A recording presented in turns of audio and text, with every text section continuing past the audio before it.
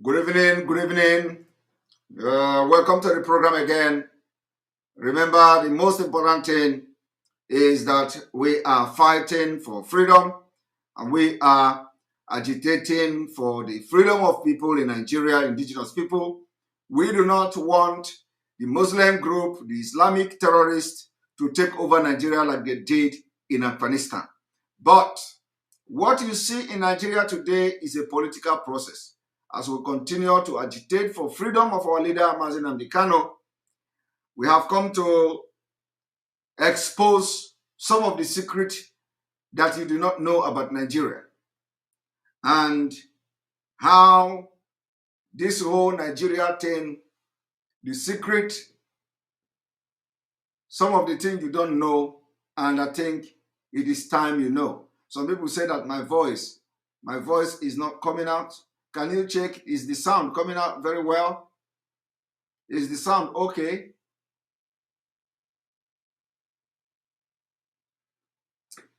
I want to hear, is the sound okay? Loud and clear. Thank you very much. I have to drink water.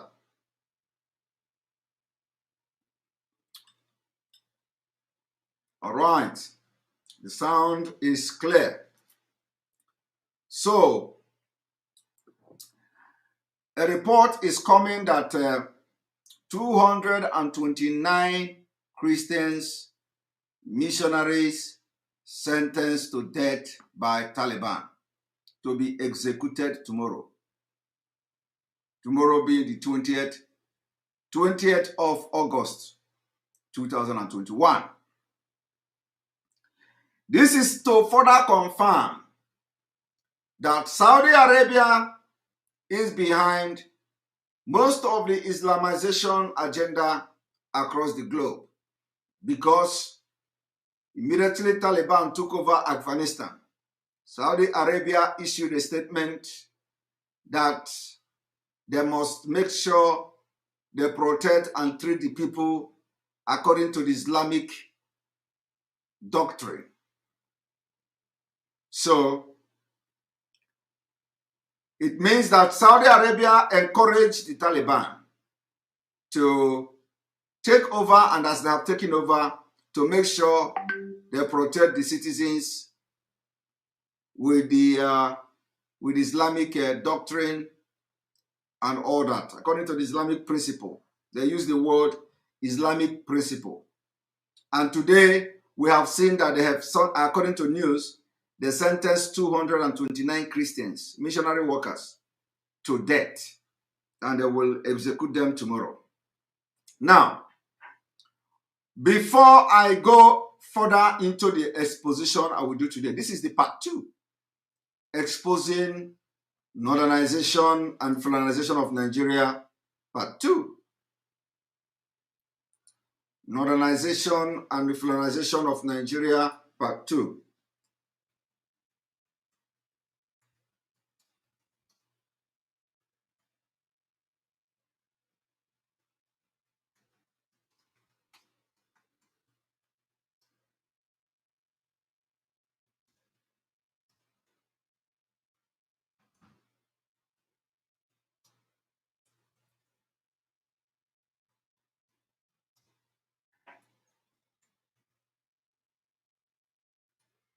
Modernization and Islamization of Nigeria as a political process.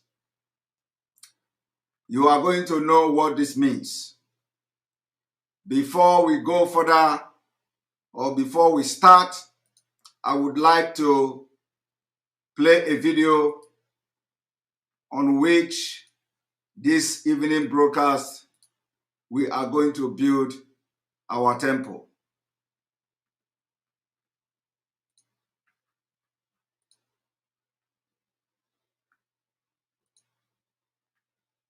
You think about the most now?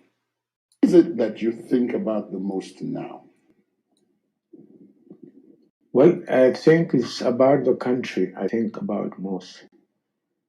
God has been kind. He placed us on a position of leadership. So our current thinking will always be about the country.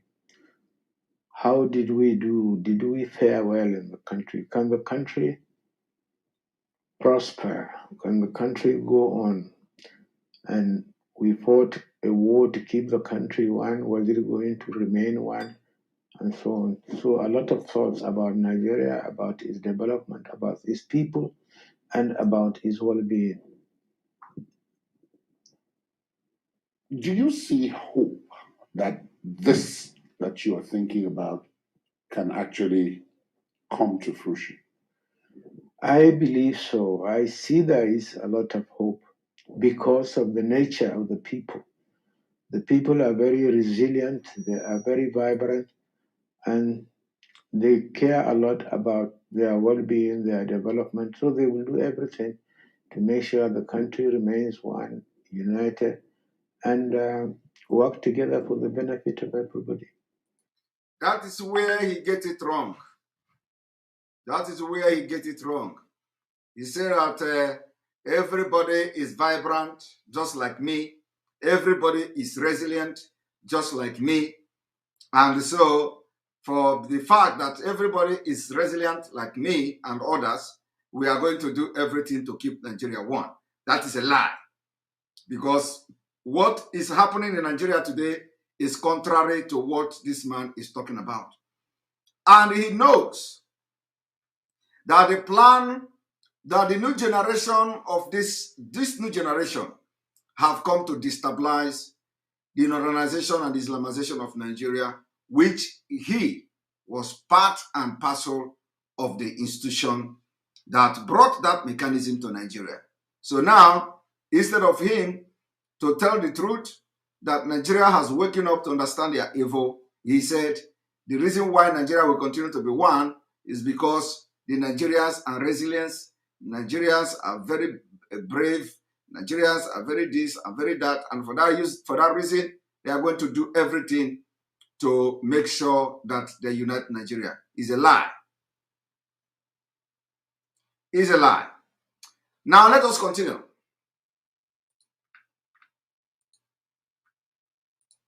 In that thought process, do you sometimes think about some of what has been said in the past in terms of the leadership question, that in every society that leadership question is critical? Does that occupy part of the thoughts that you Yeah, mentioned? I think it does. If you read um, the Nigerians talking about leadership, you begin to wonder whether we are on the right path or on the wrong path. But I believe the leadership, especially at the highest level, has been trying to be on the right path. And so far, so good. So the leadership in the highest places have tried to be in the right path. Now, I want you to understand the right path IBB is talking about. Do you know the right path?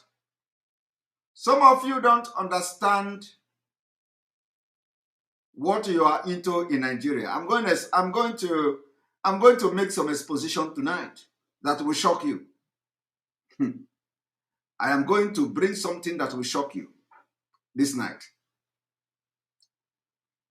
And I hope you have your water, your popcorn, and granite, because you'll be chewing them and your brain will open. But before we go into the main exposition, let us watch this.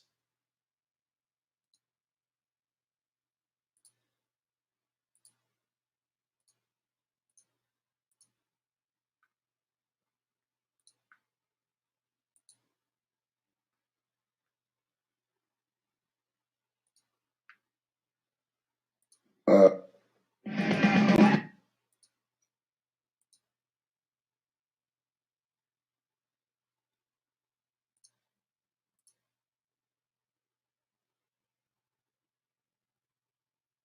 uh, I have with Northern based on leaders from northern Nigeria, I want usually to bring up this. Northern Nigeria has held power for quite a long time. People from northern Nigeria. And yet, paradoxically, the stats about northern Nigeria are not too good. Out of school children, the level of poverty, and so on. What do you put that down to? What do you think is responsible for that?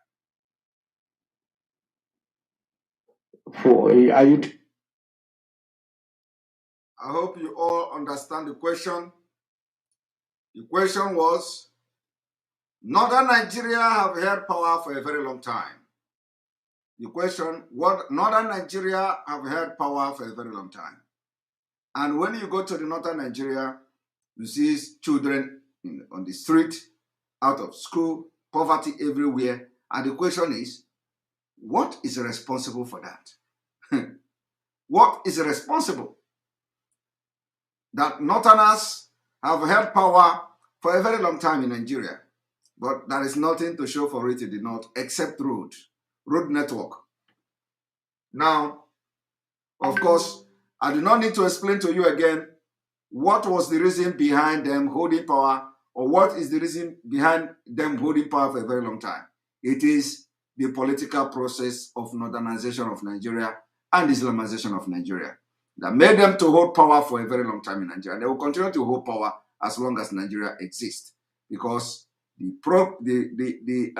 institution that implanted them made it very possible for them to have what you call the Nothernisation of Nigeria. You can never hear Biafranization of Nigeria, Igbonization of Nigeria, Duduanization of Nigeria, or Yorubanization of Nigeria, or Sultanization of Nigeria, but you can hear the Nothernisation of Nigeria. So I want you to listen, and listen very attentively to what this man is about to say. What is the root cause of poverty? Children out of school in the northern Nigeria, because according to the statistics, they have been in power for a very long time. And for this reason, that there ought not to be that kind of poverty in the northern Nigeria. Now, I want you to listen to IBB. Talking about education now or something? Generally speaking, I mean, most of the stats, if you take out of school children, most of them are in the north. If you take most of those who are below the poverty line, many of them are in the north. You got a dearth of infrastructure in many parts of the north, many ungoverned spaces and so on. Yet, northerners have been in charge for most of the time. Is it a question of the blind spot? Well, I don't know. I think you have to look at it generally. It started for a long time. During the colonial era, the system of governance around that time was not the same. Down south, they came into contact with the West much faster than northern Nigeria. And when the colonial masters also were that the system of administration in the south is different from the one in the north.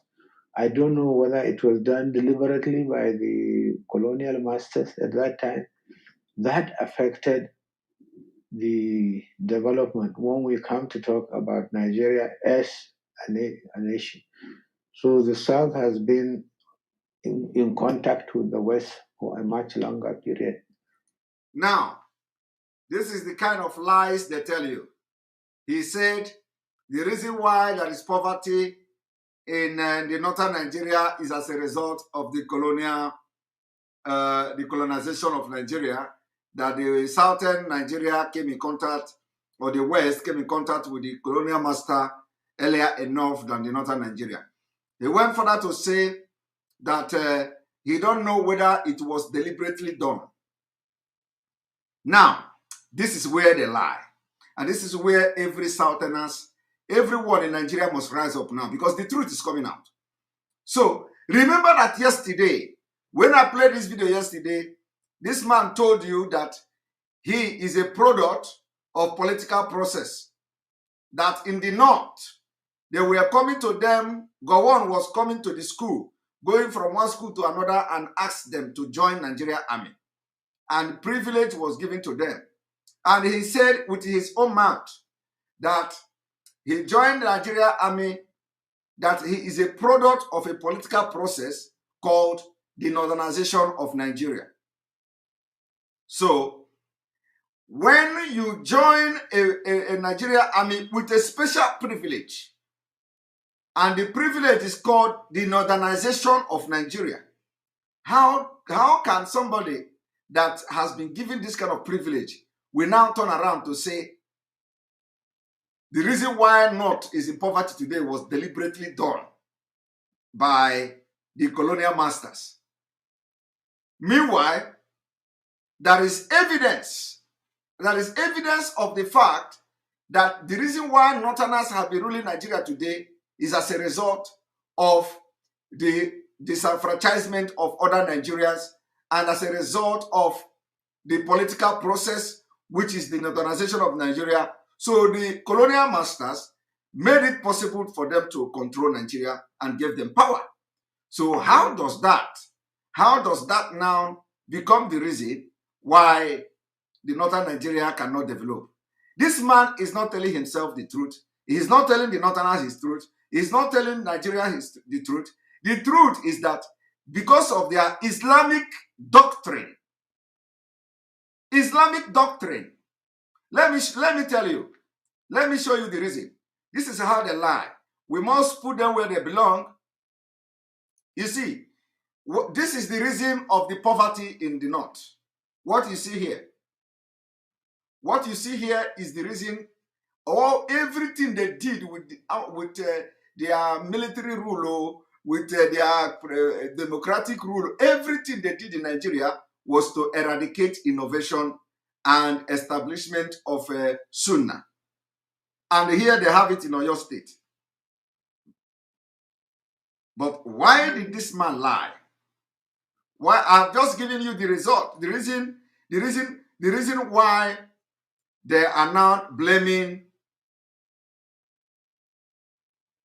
the colonization, that it may be the reason why North are in poverty.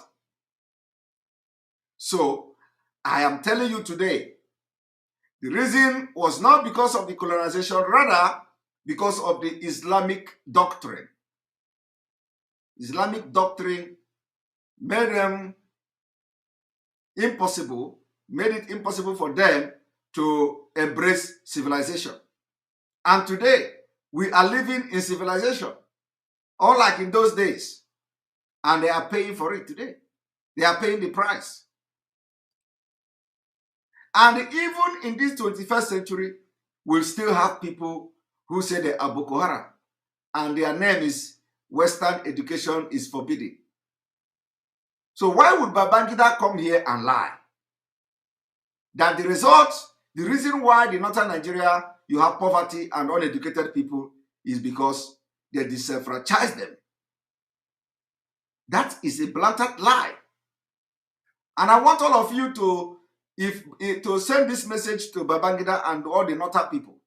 The reason why you don't see civilization in the north, the reason why there is nobody and all these children are outside, no school, is because of the Islamic doctrine.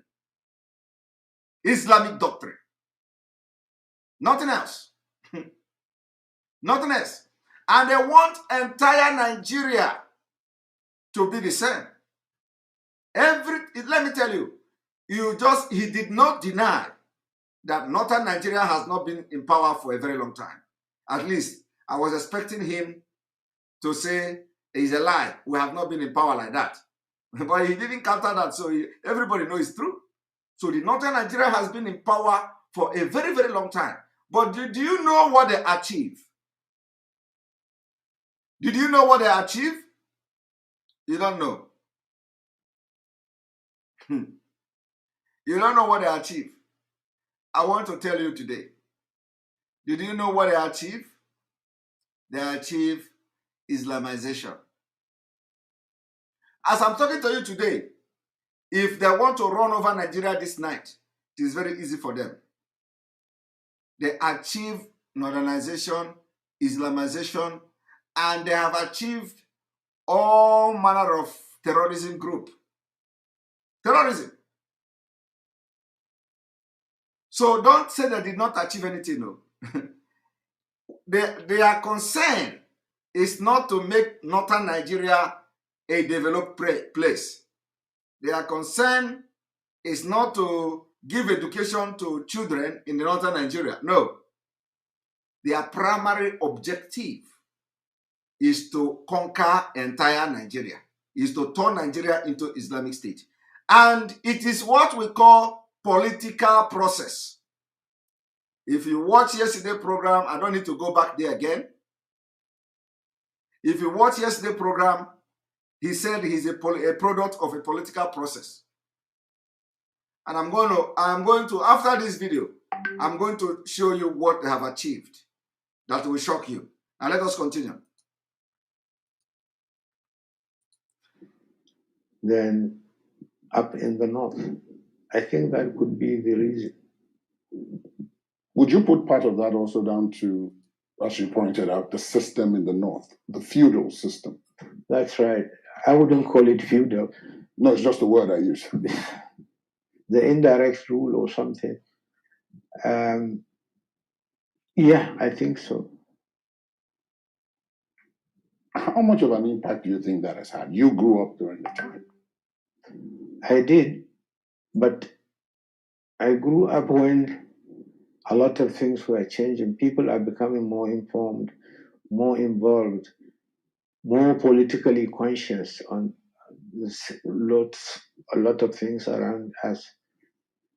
We are now a country not called by names. We are Nigeria, not northern Nigeria, not southern Nigeria.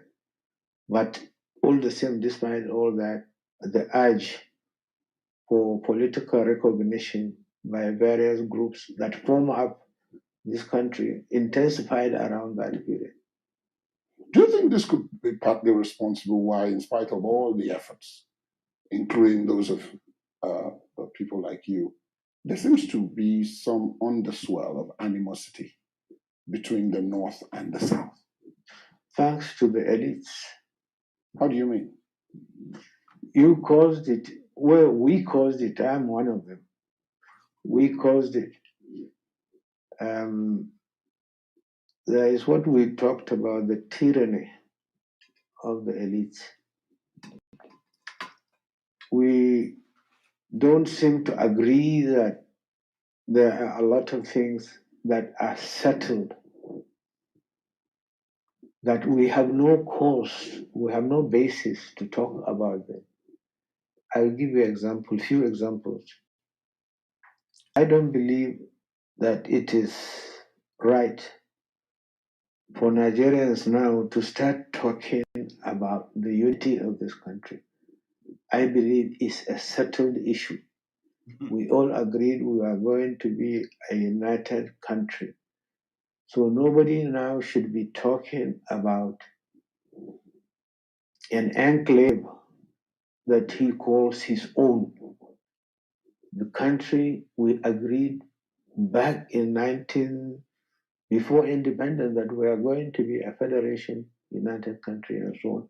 So Nigeria should not be talking about it. But people who talk about it are people like you and me who will sit down and say, no, they want their own enclave.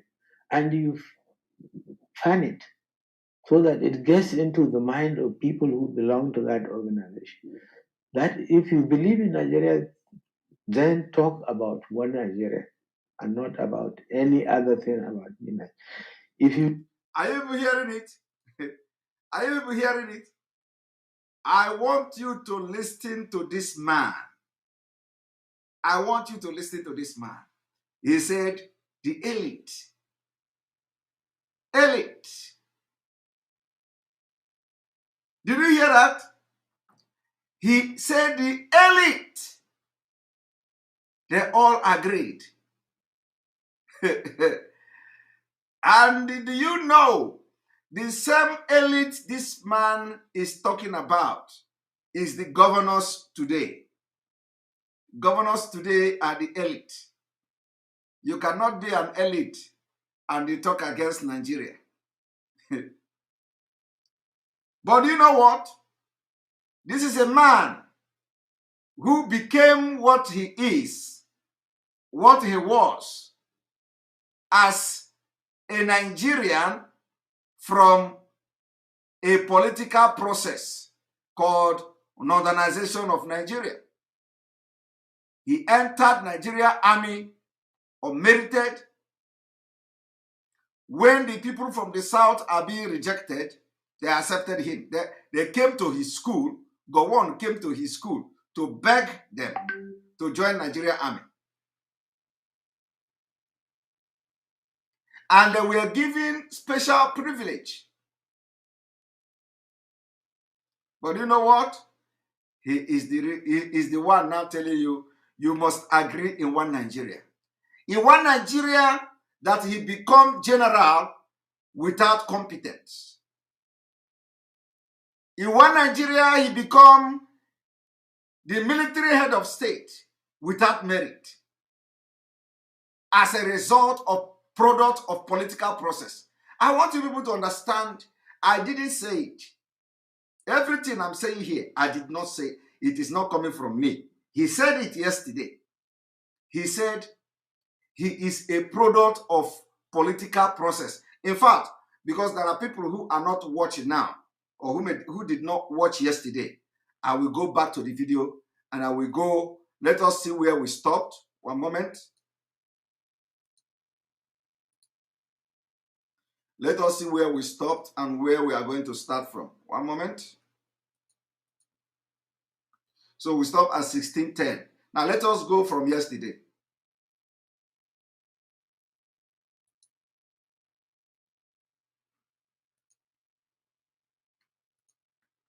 I want you to pay attention.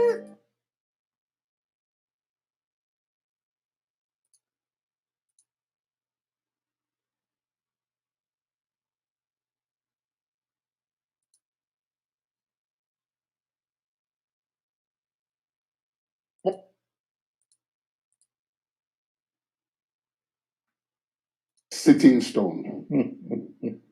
And I was taking a look at it. We were here in October last year to speak to you. And at that time, we said, okay, when you're 80, we'll be back. And then just in the run up to this interview, it occurred to me that that would be our fourth interaction with you in 40 months. That's not bad, is it? No, actually, it's quite a privilege. I want to thank you for that. Thank you too. Why did you join the military at the time? Because you possibly could have done anything else, given what your records indicate. You could have been anything you wanted to be. Why did you choose the military? I was a product of political processing at that time. There was a program of Nigerianization of the armed forces of the country, and also the process of, if I use that word, Northernization, to make sure that people from this part of the country join the army. It's a political decision. So when people came, they talked to us when we were growing up to make a career in the army. As I said, if I give you an example, Yakub Gawan was moving around our schools to talk to us as young people that there is a good career in the army, we should come and join the army. And that's what happened. Now, did you hear that? Did you hear that? That is the man who is now telling you Nigeria must be one. And remember, he said Northernization of Nigeria. At that time, Yakubu Gowon was going from school to school. How many of you did they approach you from the south to come to join Nigeria Army without merit? But look at today. They succeeded in modernizing Nigeria. And anytime you dare come against them, they come with terrorism. So for them to be able to continue to rule you, to continue to conquer you, they set up what you call 6 different terrorist groups. It is a political process. 6 different terrorist groups from the north, just to continue to threaten you with terror. If you talk, they will use Boko Haram, ISWAP, and all of them to come after your village.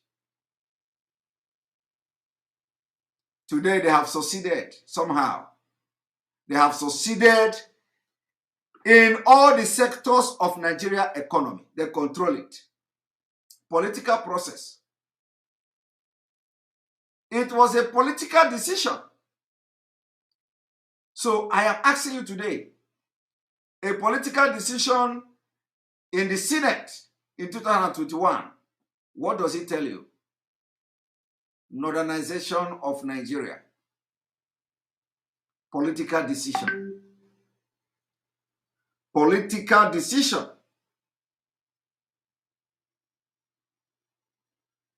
Political decision, Fulanization, Islamization of Nigeria. Now let us fast forward the video to where we were before.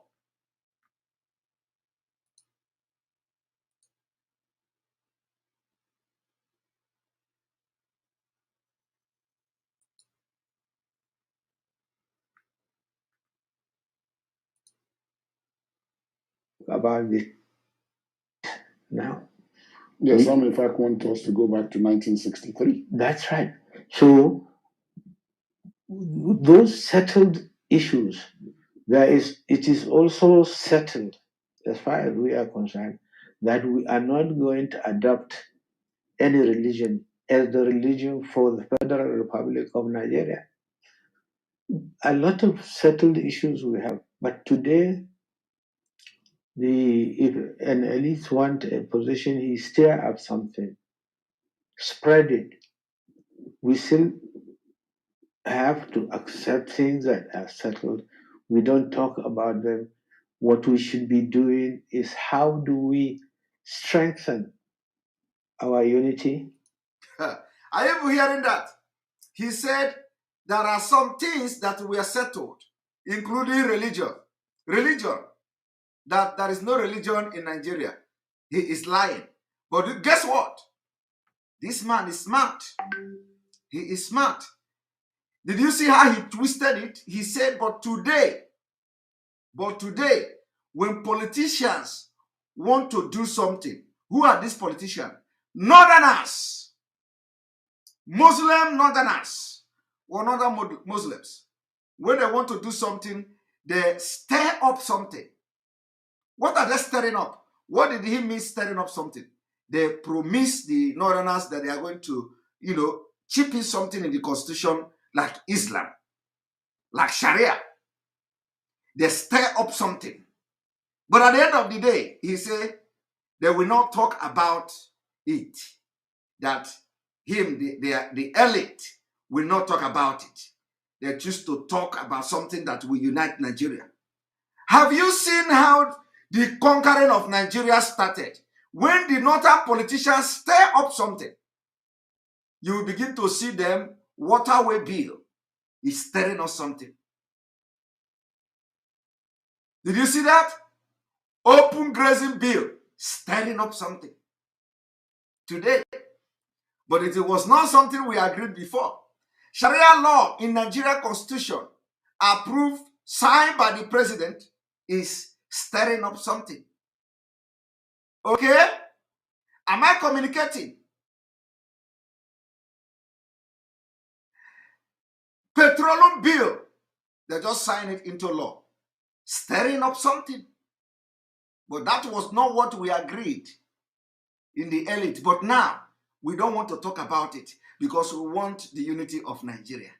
They want the unity of Nigeria because the people that are stirring up something are not Yorubas. Yoruba, they are not stirring up Ogun in the constitution of Nigeria. No, So they will not talk about it. Biafra people, all of them, and Pius and when they were the president of Senate, they did not stir up something. So nobody will talk about it because they did not stir. They want, I want you to listen. Listen. Let me play this video again.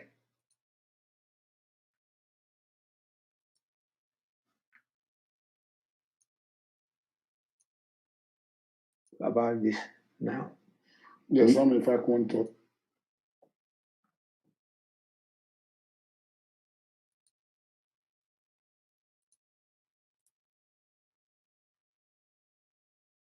The federating units, the states, the local governments, and the rest of them. That has been settled. If you talk about the type of government we want to have, it is a presidential system of government. Of course, there are still stories. People want presidentialism or parliamentary system of government. There is still talk about this now. Yes, some in fact want us to go back to 1963. That's right. So those settled issues, it is also settled, as far as we are concerned, that we are not going to adopt any religion as the religion for the Federal Republic of Nigeria. You see, they are not going to adopt any religion for the Federal Republic of Nigeria. They are not going to adopt any religion for the Federal Republic of Nigeria. Now, today, I want to ask you one thing. All of you that are in Abuja, I want you to do experiment. I want you tomorrow is Friday, because we are going to continue this broadcast tomorrow, part 3. I want you to wear jean as a woman, as a lady. Wear jean trouser and wear a very fine shirt, that is showing your granite here. Okay, are you listening? All our fine girls, wear your trouser. It is time to do experiment. Nobody will kill you. Tomorrow, which is Friday, as a lady, if you are studying in Abuja, if you are working in Abuja, I want you to wear jean. Wear correct jean that will bring you out. Okay? And make sure that your granite is, the thing is like this. I want you to enter taxi. In fact, if you want taxi money, I will give it to you. I want you to enter taxi. Go directly, tell taxi to take you to Foreign Affairs office. Because, do you know why I choose Foreign Affairs office? I choose Foreign Affairs office because that is where the Nigeria is being represented. That is the Nigeria office in all over the world. Every ambassador, every consulate, everybody that goes anywhere in the world, you see Nigeria embassy, they come from the office of the Foreign Affairs.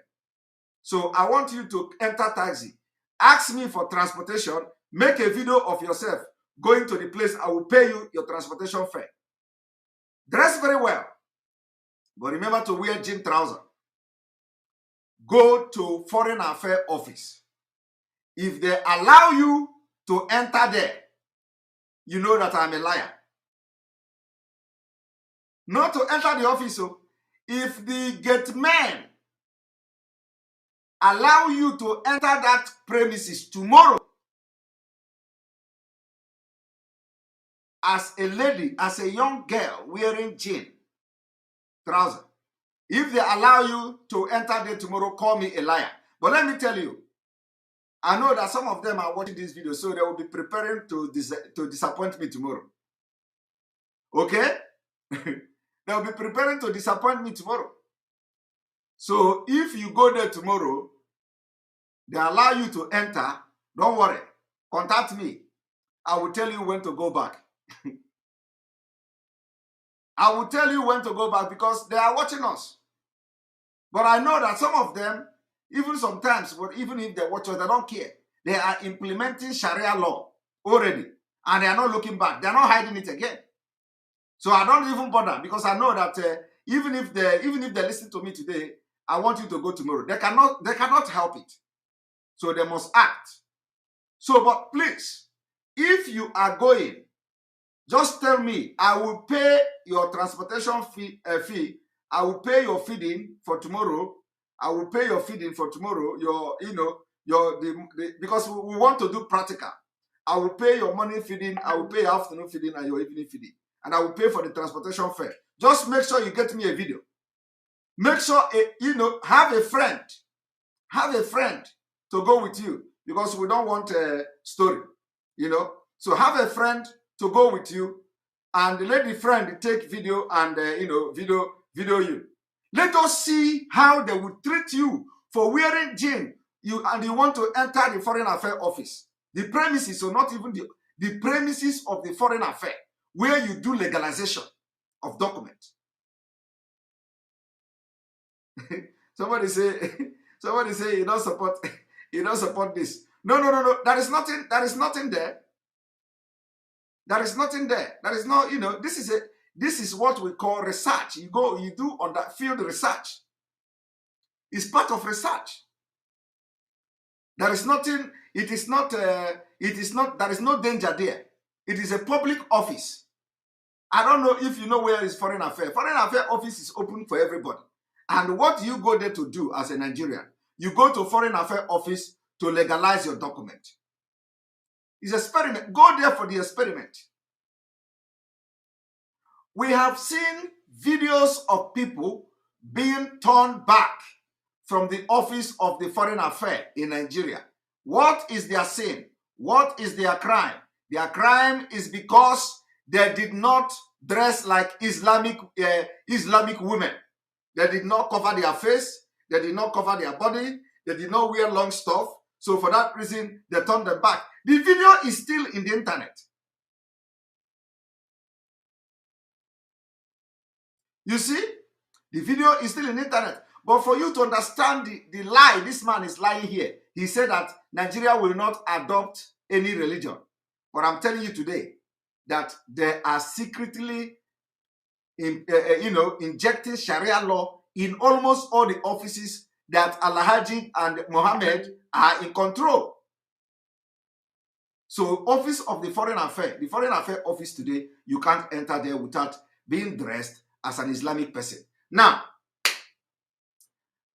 let me also tell you another lie from IBB. Let me show you another lie.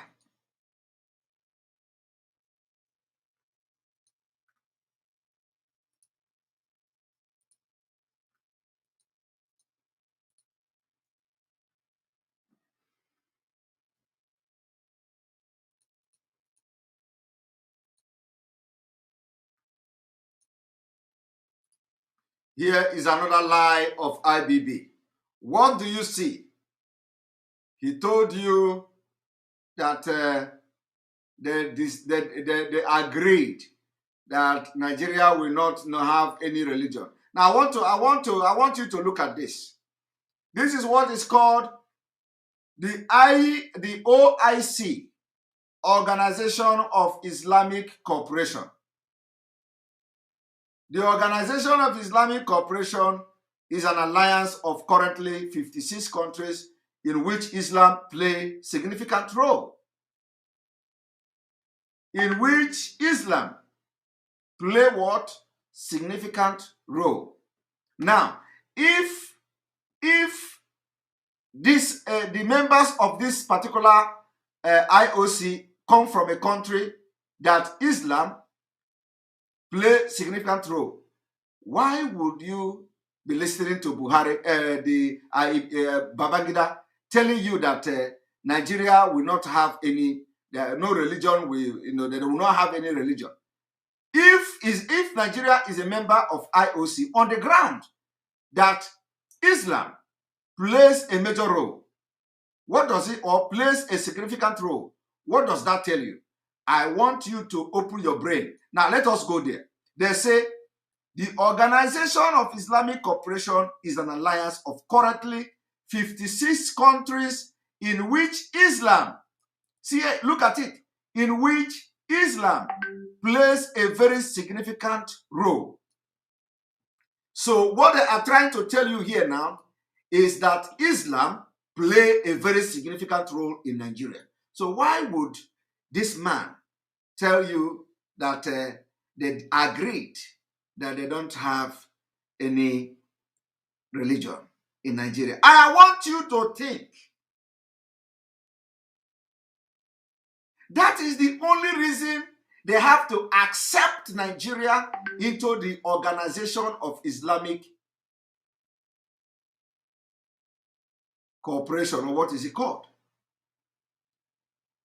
Because Islam plays significant role in Nigeria. So, you see, your secular state is dead in practice. Because what this man was talking about is he's talking about secular state, which was in paper. I want you people to understand.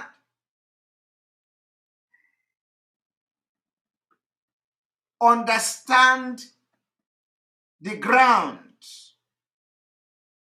in which Nigeria was accepted as a member of Organization of Islamic Cooperation also is because Islam plays significant role in Nigeria.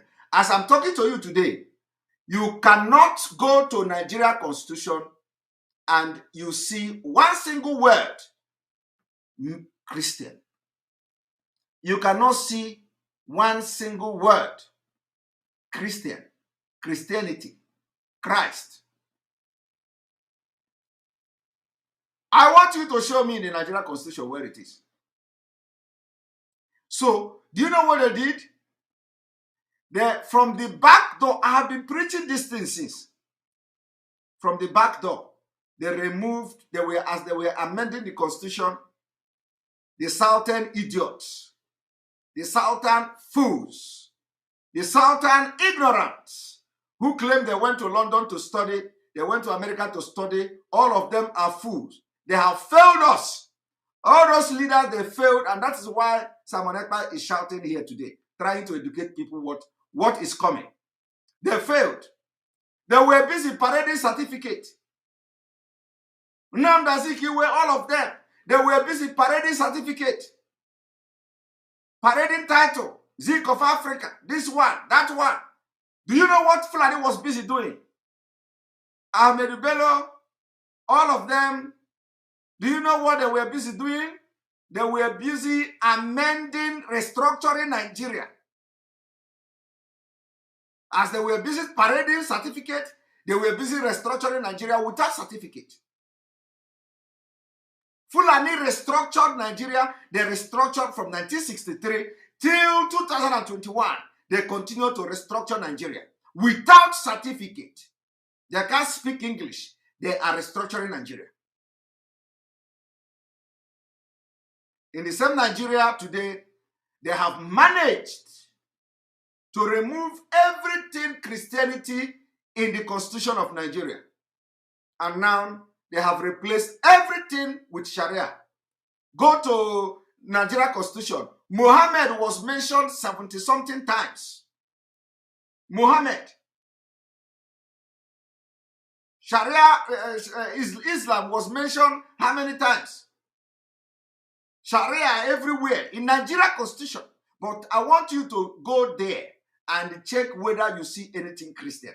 They have restructured the Constitution, they restructured Nigeria, and you were busy parading certificate. You were busy speaking grammar. You see all of them. The one they call Patrick whatever, what is his name? Ohemedia or whatever from, I don't know his name, from Benin, from Edo State. He became a politician. He went to the House of Representatives to represent Edo State. What he does is to go there and cram all the grammar. What he went to school to do is to cram grammar. He cram all of them from dictionary. He go there, he will start to speak, and everybody is laughing. And they call him the grammarian. You know, everywhere, people, Nigeria is clapping. Oh, he went to University of Lagos to speak to students. And they are proud, though. They say, Patrick Ogbemudia, what is the name? I don't know the name. Patrick, what is the name? Remind me the name. I was watching one of his speech at the University of Lagos. The students were laughing. Even before he came there, they have advertised the speech. They say, if you are coming, come with a dictionary that this Patrick is coming today. You see? And that is what Patrick Obahia or something. Thank you very much. He went to National Assembly. He was parading English. Parading, everybody was praising him. Now, I want to ask you, if somebody come to ask you now, what impact did Patrick Obahia of Benin, or whatever he's called, what impact did he do with his knowledge, grammar? He went to school. Everything he did is to cram grammar. He speaks it in Nigeria. What impact did he do at the National Assembly? Nothing. It's not only him. I just remember his name. Nothing. That is completely in vain. He went there and wasted all his time, waste the time of Edo people at the House of Representatives. He did nothing. The only thing he did that he was speaking those grammar. Fulani don't understand what he was talking about. Nobody understands him. Even some people that are educated don't understand him. And the best, some of us that are trained here, I am trained in Finland. So communication in Finland is where if they groom you, you know that you are groomed. For those who want to be something, for those who want to be something. So people will travel, they will waste, or they will start to look for money every here and there. Money. At the end of the day, when you don't succeed, you become envious of those who did not look for money in the first place. One thing about abroad is not money. When you enter abroad, don't look for money. First of all, you educate yourself. Educate yourself. When you see somebody doing something and you had the opportunity, to be what you want to be, but you didn't use that opportunity. When somebody start to do it, and then after many years, you will be envious of the person. When the person go here, you talk. You go here, you talk. But you have the same opportunity. You didn't use it. You were looking for money. I want to look for money. I want to build a house in Nigeria. I want to build this, build that, build it. You don't know that. You chase money, you can't get it. Get yourself equipped. Build foundation. Get yourself a taproot where you will be standing. Even if anything hit it, you will stagger, and you stand. But when somebody enter the same abroad with you, instead of you to make sure you build a foundation, you want to chase money, you look for money. Chasing money is not a problem. I'm not advising nobody to chase money. But it is the same thing I am just talking about. It is the same thing. Those who sacrifice money, who did not love money from the beginning, they begin to build foundation for future. And when the money begin to come, you become envious of them. But you have the same opportunity. Everybody have the same brain, the same head. God created everybody equal. When you spend 100 years in abroad, you become confused, and it is not your fault. We know, and nobody should be proud of that. But when the frustration come,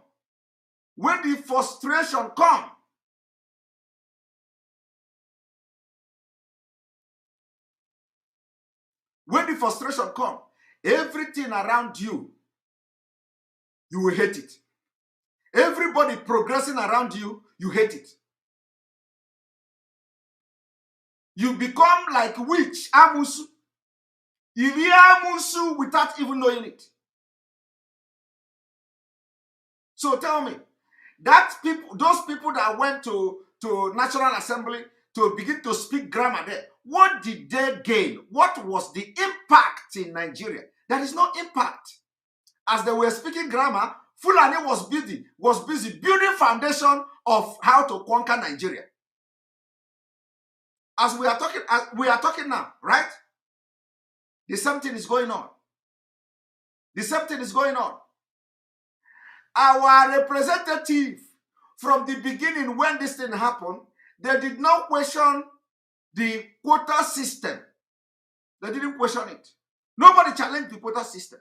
They did not also question the constitution that has been amended, and you have senators, you have the House of Representative members, all these things begin to change hands.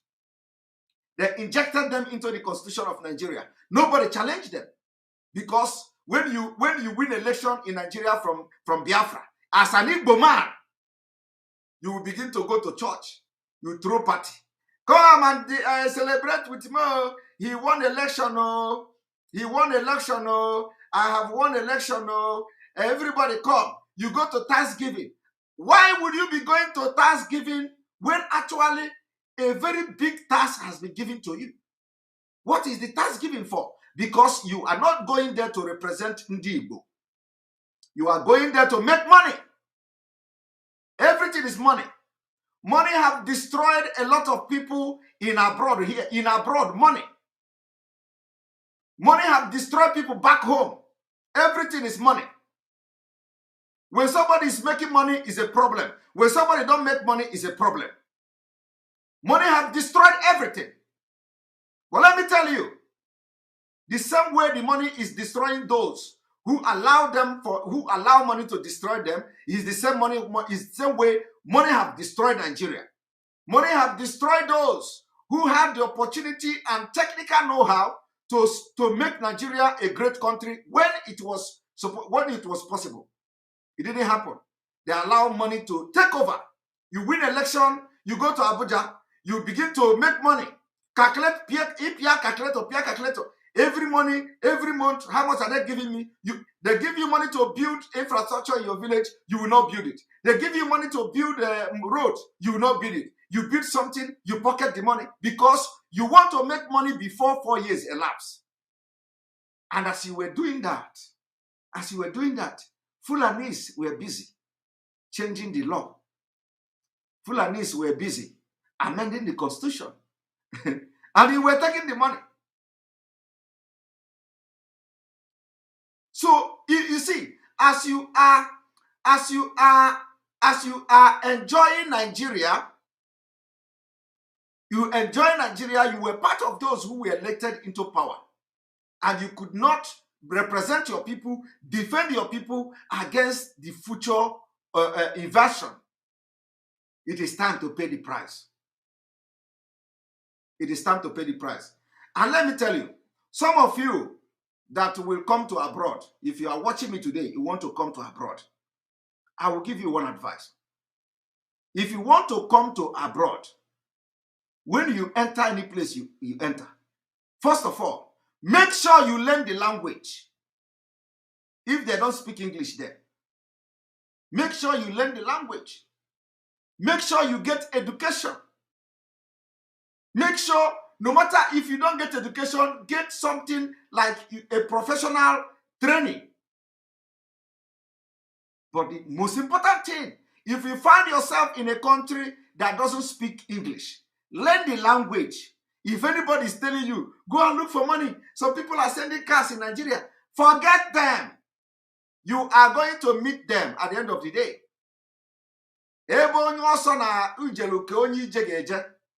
Don't rush, so that you will not turn back and become Amusu after 20 years. If you don't want to be Amusu without knowing it, don't follow those who go after money. And the advice I'm giving you now, you can't get it from school. Oh. Even if you come here and study, university will not teach you. This is the best education you can get. Don't follow money. And if your mate are sending 20 cars, after 2 months, they are hustling and sending 20 cars. Don't go and send 20 cars with them. You will later meet them on the way. I am telling you, you are going to meet them on the way. Even if it takes you 10 years, my brother, when your own car begin to come, it will be permanent. It will be permanent. So don't go into crimes. Don't go into doing all manner of things because you want to make money abroad. You want to send car. You want to build house. Don't go there. Because by the time you begin to fail, you will turn to Amusu. You will become so bad that people will begin to wonder, is this you? And it's not coming from village. Before you know it, you will begin to blame your village people. You begin to blame your mother-in-law. You begin to blame your stepmother. You begin to blame your father-mother. You begin to blame this, and the pastors will come and add salt and pepper to it. Nothing like that. And what I'm telling you now is that so that it will minimize problems. It is going to minimize problems. A lot of problem today is because people are angry for frustration. Frustration is the biggest thing that will happen to people. But remember, before, some of them will have it very good. Like in Nigeria today, they will have it very good. While you are suffering, having sleepless night, they are enjoying clubbing, drinking champagne, carrying woman every now and then, and you are busy.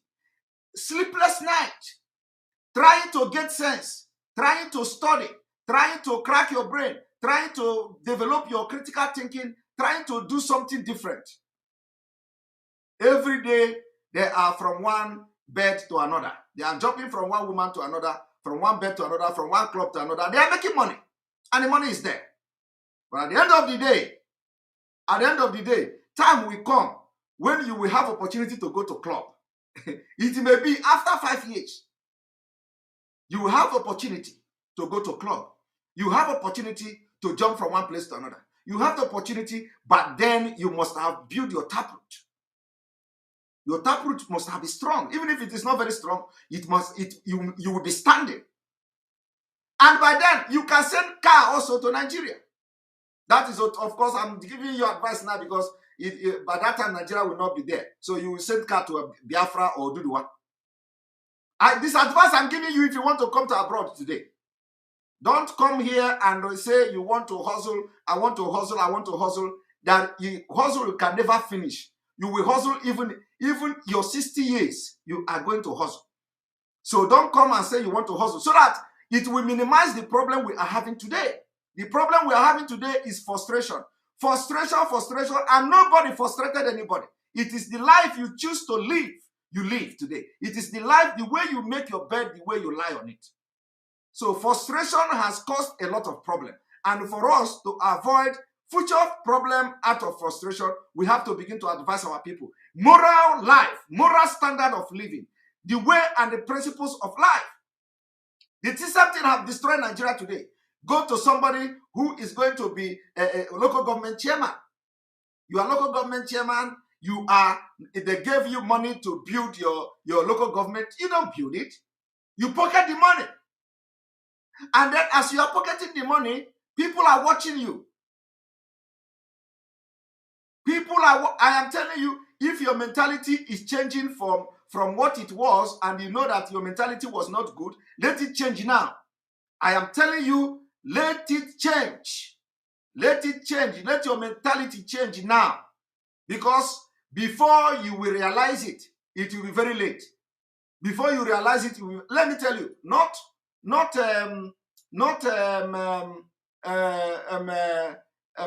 only people who enter shrine is Amusu. Amusu come in different way. Somebody say I should continue with IBB exposition.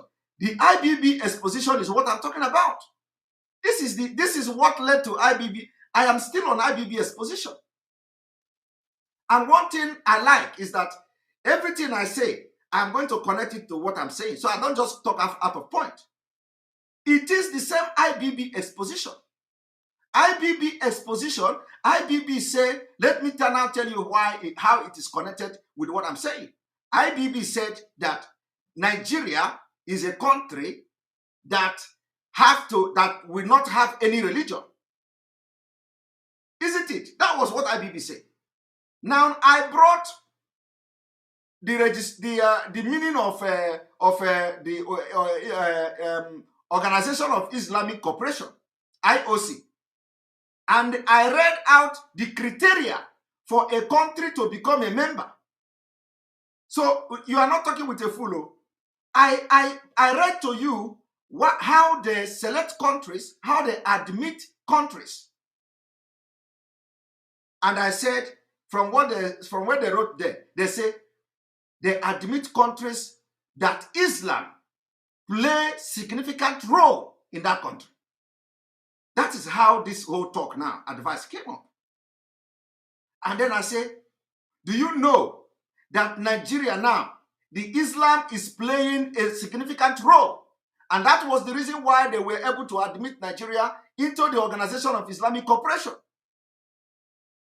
And then I continued by making references to Zikiwe, who were parading certificate, parading this, parading that, and they want to have money everywhere. While Fulani was busy restructuring Nigeria, making Nigeria in practice and in paper to have Islamic law, to have Islam as an official religion. Meanwhile, Babangida is telling you here that Nigeria don't have any religion, any official religion. But in the law of Nigeria, you have Islam. You have Islam, Sharia law in the law of Nigeria, but Christian were not mentioned. You don't have any Christianity there. You don't have any Christ there in the Nigerian constitution. They removed everything. I went further to give references to Patrick Obumehia or whatever they call him. I said he won election, for example. He went to the National Assembly, and all he does is to speak grammar. And as he was speaking grammar, Fulani was busy restructuring Nigeria for easy conquest. And that was the reason that now bring the talk of those who travel abroad. As you are busy chasing money, somebody else is busy studying. Somebody else is busy reshaping and planning his life. That is what I'm saying. It is the same thing. So as you are chasing money in Nigeria as a politician, Fulani don't chase money. They were busy planning what you see today. You go there as a senator, you are only interested in how much you make in a month. And Fulani are not interested. They are collecting the same money with you. The same money you collect as a southern governor is the same money the Fulani governor collect. The Fulani as a southern senator is the same money the Fulani senator collect. But the difference is that they were not looking for money, and they are not looking for money. The money is already there. You are chasing for money. You are chasing contracts. You are looking for where to get richer. You are looking for how to loot money that is not even ordinarily in a safe society. You are not supposed to collect the contract. You will be busy chasing contract from one place to another.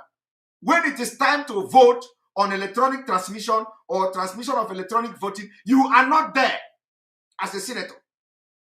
Because you are going to chase money. You are going for contracts. You are going for connection as a senator of Nigeria. While you are away, they are voting on whether to transmit electronic voting or not. And at the end of the day, you come back and start blaming everybody. It is the same thing abroad. Most of you shouting, most of the people who are very angry today is because of frustration. Abroad. After 20 years, you were chasing money. Somebody who can come abroad yesterday will stay 5 years and build his life, plan his life, go to school, study language, and will start doing fine. And then frustration everywhere. If you see him with good car tomorrow, you want to kill yourself. If you see him eating good food, you want to kill yourself. If you see him dressing fine, you are angry. You hate the person for no reason. It is the same thing that is killing Nigeria. So how am I speaking? How am I not addressing IBB analysis? It is the same thing. And I want to use the opportunity also to connect it and advise those who want to travel abroad and those who travel new today, so that you will not make mistake of becoming Amusu at the end of the day. Okay? Because if you tour that line of chasing money, what happened to Nigeria, what is happening to Nigeria now, will happen to your life. How is it going to happen to your life? You become frustrated like Nigeria. Or not everybody. Some people chase money and they make it. But I'm telling you, the percentage is very low. The percentage is very, very low. If you do not have a foundation, the percentage is very low. You will end up struggling and becoming so frustrated that everything that comes your way, you are angry. That is what is happening to Nigeria. Because the people who would have done something good to Nigeria and make laws, resist Islamic laws, resist law that will bring Islam to Nigeria or will make Islam to take over Nigeria like they are taking over in Afghanistan now. The people who had the opportunity to resist those laws, they wasted those opportunities. They wasted it. They wasted it looking for money. I am telling you, money. They wasted the opportunity because they were looking for contract. Let me tell you. Do you know that when they were voting for loan, for Chinese loan,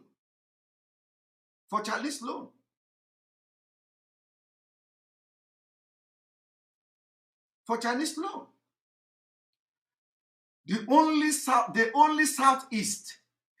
Southeast senator that was there is Abaribe. Senator Abaribe. In fact, only Senator Abaribe that was there. Where were Ike Ekweremadu?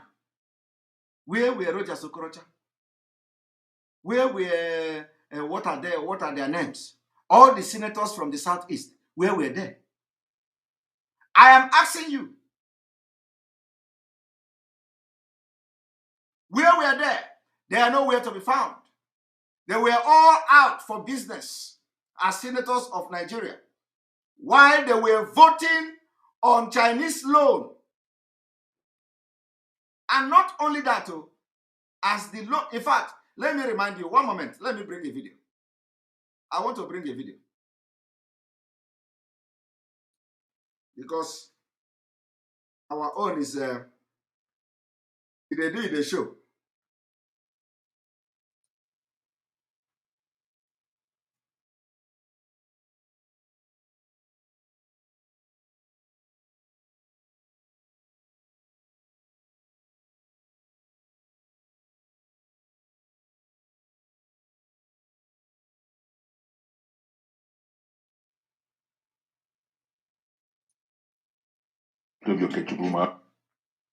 I want to show you, because all of you have forgotten.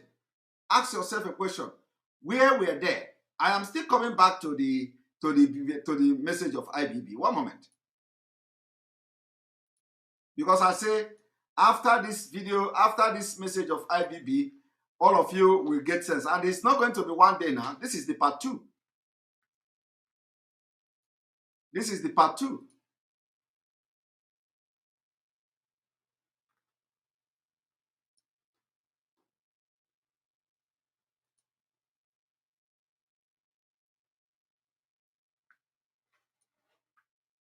Other colleagues. Well, let me thank my other colleagues. Well, let me thank you for giving an opportunity to share with you some of our concerns. You'll recall that in the last National Assembly, there was a borrowing plan presented by the government, and for some obvious reasons, especially the issue of exclusion, it was not taken. So this has been returned to the present National Assembly. Regrettably, last Thursday, the Senate passed the borrowing plan, which excluded the whole of Southeast. I'd like to use the opportunity to thank our colleagues who were at the chambers that day, especially Senator Engineer Barry who made a significant effort to get the matter addressed, the issue of the equity and equitable distribution. Most of us were not in chambers. I was in Lagos attending the INEC retreat. Did you hear that? Most of us were not in the chambers. Did you hear Ike Kweremadu? Most of us were not in the chambers. I was in Lagos attending INEC retreat. So is INEC retreat now more than the national loan that Nigeria is taking? The day of the retreat is the day they are voting on that loan. Ike Kweremadu and others were not there. He mentioned it. So, and why did Ike Kweremadu go to INEC retreat?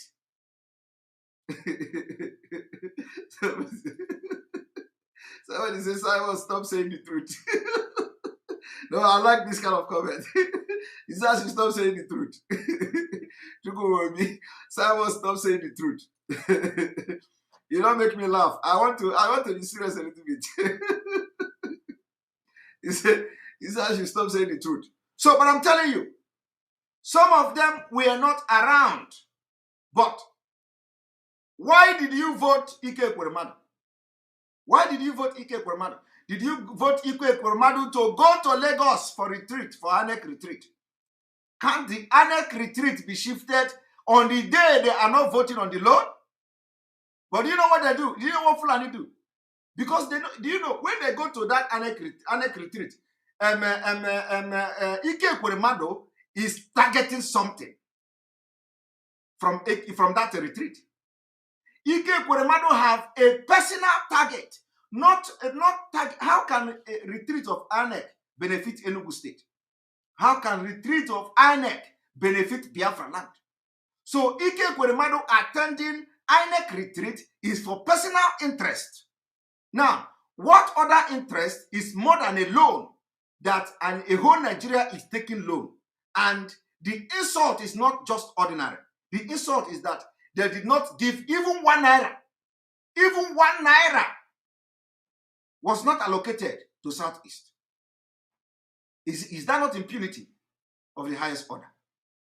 But do you know what? Do you know what? That is what I'm saying. Money. Ike Kweremadu and other senators were out chasing money, chasing contract, chasing favor, chasing connection, while their house were burning at the National Assembly, while Fulani was already conquering them at the National Assembly, while Fulani were busy implementing something that will haunt the entire Biafra for decades to come. Ike Kweremadu and co., they were chasing money, they were looking for money, they were looking for contracts, they were looking for people to connect with, they were trying to be relevant, they were chasing after personal interest, and they voted against them at the National Assembly. It is happening every day, my people. It is happening every day. It just happened the other time, the time they voted on electronic transmission of votes. None of them were present, including Yoruba senators. They were not there. Fulani voted against it, and they won. Are you going to? In fact, even the Yoruba, this thing, they will do the one past voters that the voters, the people that were at the National Assembly there, they voted against it as well. Fulani deceived them because of what? Personal interest representing Tinubu. This is what I am telling you. Personal interest. They are representing Tinubu. Otherwise, why would this Remi Tinubu or whatever they call her, why would that Remi Tinubu vote against electronic transmission of vote? Because she was protecting her husband's interest. She was not protecting Yoruba interest. The people that voted along with her were also protecting Tinubu's interest. Do you see the reason why I was making reference to people in abroad? It is the same thing. The same scenario is playing abroad. Obodo Yibo, the same scenario. When Fulani will come tomorrow as they are now, because they have taken over everywhere, you only complain. You become Amusu. You become Amusu. Only us that have not benefited from Nigeria will say we are not Amusu.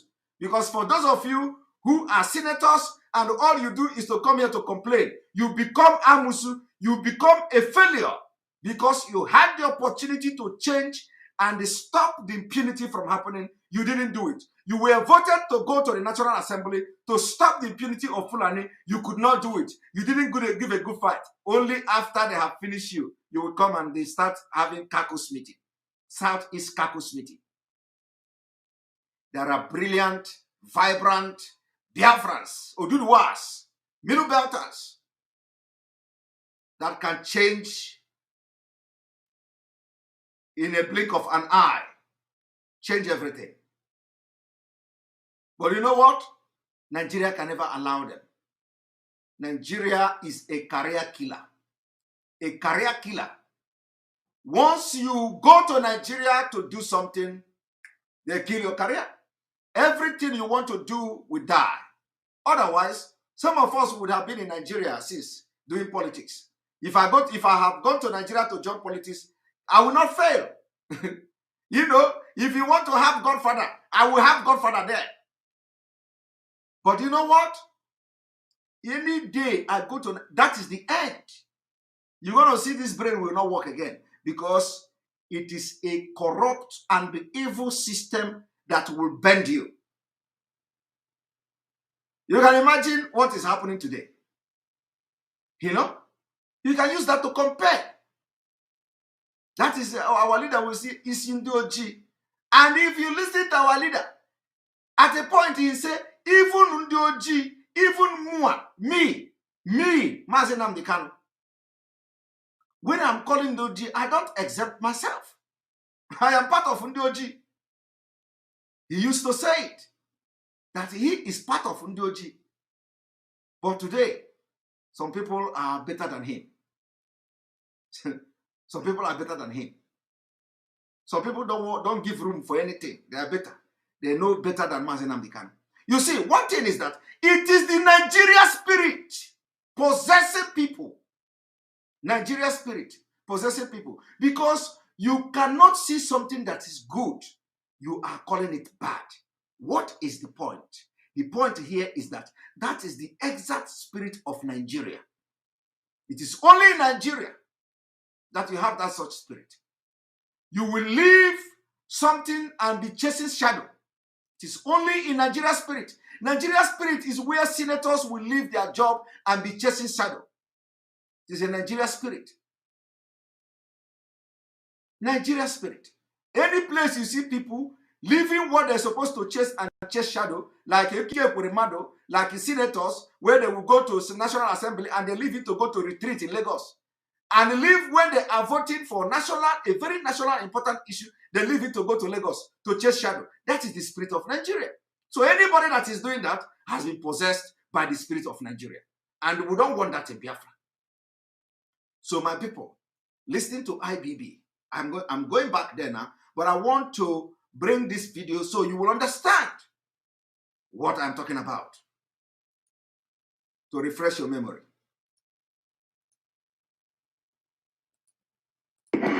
Well, let me thank you for giving an opportunity to share with you some of our concerns. You'll recall that in the last National Assembly, there was a borrowing plan presented by the government, and for some obvious reasons, especially the issue of exclusion, it was not taken.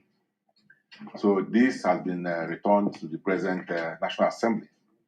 Regrettably, last Thursday, the Senate passed the borrowing plan, which excluded the whole of Southeast.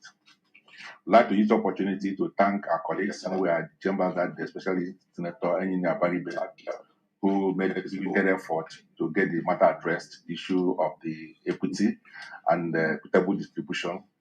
Most of us were not in chambers. I was in Lagos attending the INEC retreat on electoral reforms. Most of our colleagues were also outside the chambers. So we want to commend him for the effort he made and other colleagues who were there during the conversation. Now, I stop it there. You've just listened to that. They cannot be there. All of them were out.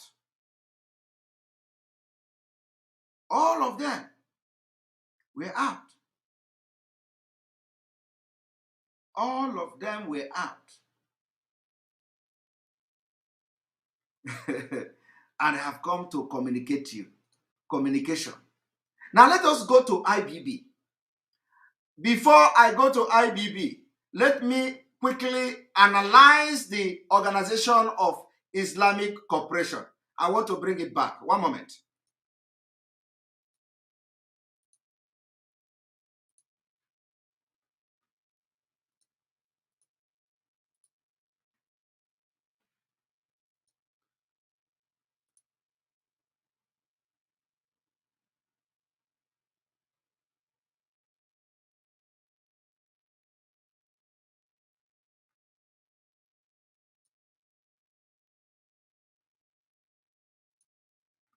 Now, Organization of Islamic Cooperation. Organization of Islamic Cooperation, the country, 56 countries in which Islam play a significant role. So we have confirmed today that for Nigeria to be a member of Islamic Cooperation, Islam play a significant role in Nigeria. These are countries with Islam as state religion. Did you hear that? These are countries as state religion. Are you hearing it? In addition to that, but also those in which Muslims form the majority of the population. Are you hearing that? So what is the criteria to accept Nigeria is that Islam is a state religion in Nigeria. But Babangida told you just now, just an hour ago, that Nigeria does not, that they agreed, they are elect, they agreed that Nigeria will not recognize any religion. Are you hearing me? Are you following? He told you that Nigeria will not recognize any religion. But here, the criteria they use to accept Nigeria as a member of Islamic Organization Cooperation is because Islam is a state religion in Nigeria. Contravening the Nigeria Constitution, according to Babangida, in contradictory to his statement here, they went further to say also in which Muslims form the majority of the population. And they are telling you in addition, the majority of Nigeria are Muslims. And this is a blatant lie. So they have used something to, they have informed this organization that one, Nigeria Islam is a state religion in Nigeria. Two, is that Islam form the majority of Nigeria population. These are lies. Are you hearing me? These are lies. Because Babangida here said they agreed that there is no religion in Nigeria. But the same Babangida was the one who made Nigeria to join the Islamic Organization of Islamic Cooperation.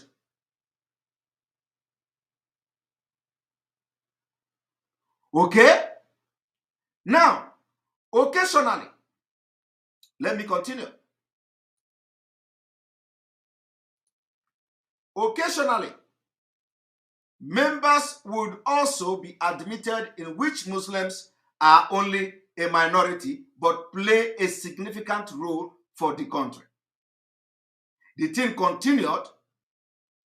IOC 56 current members are located primarily in North Africa, the Near East and South Asia. Together, they cover an area of this and that population and also that. Now, I want you to pay attention to this particular statement here. Occasionally. I want you to pay attention. Occasionally, members would also be admitted in which Muslims are only minority but play significant role for the country. And this was not the reason, this was not the case of Nigeria. So I want to, and they have not admitted anybody with this criteria, with this occasional criteria, because I'm going to show you now the member state, and when these things were formed. Now I want you to understand that Afghanistan you see today, Afghanistan you see today was one of the first countries that joined this Islamic Organization of Islamic Cooperation in 1969. It was formed in 1969, Afghanistan, that the Islamists have empowered, were the first country to form it. I want you to understand what is coming to Nigeria. So what do you know what is coming? What is coming to Nigeria is that Afghanistan today is a member of this Organization of Islamic Cooperation. And Taliban will be attending meeting with Nigeria. Taliban will be attending meeting with Nigeria.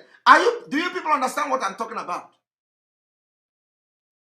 Taliban will be attending meeting with Nigeria. That is what it means.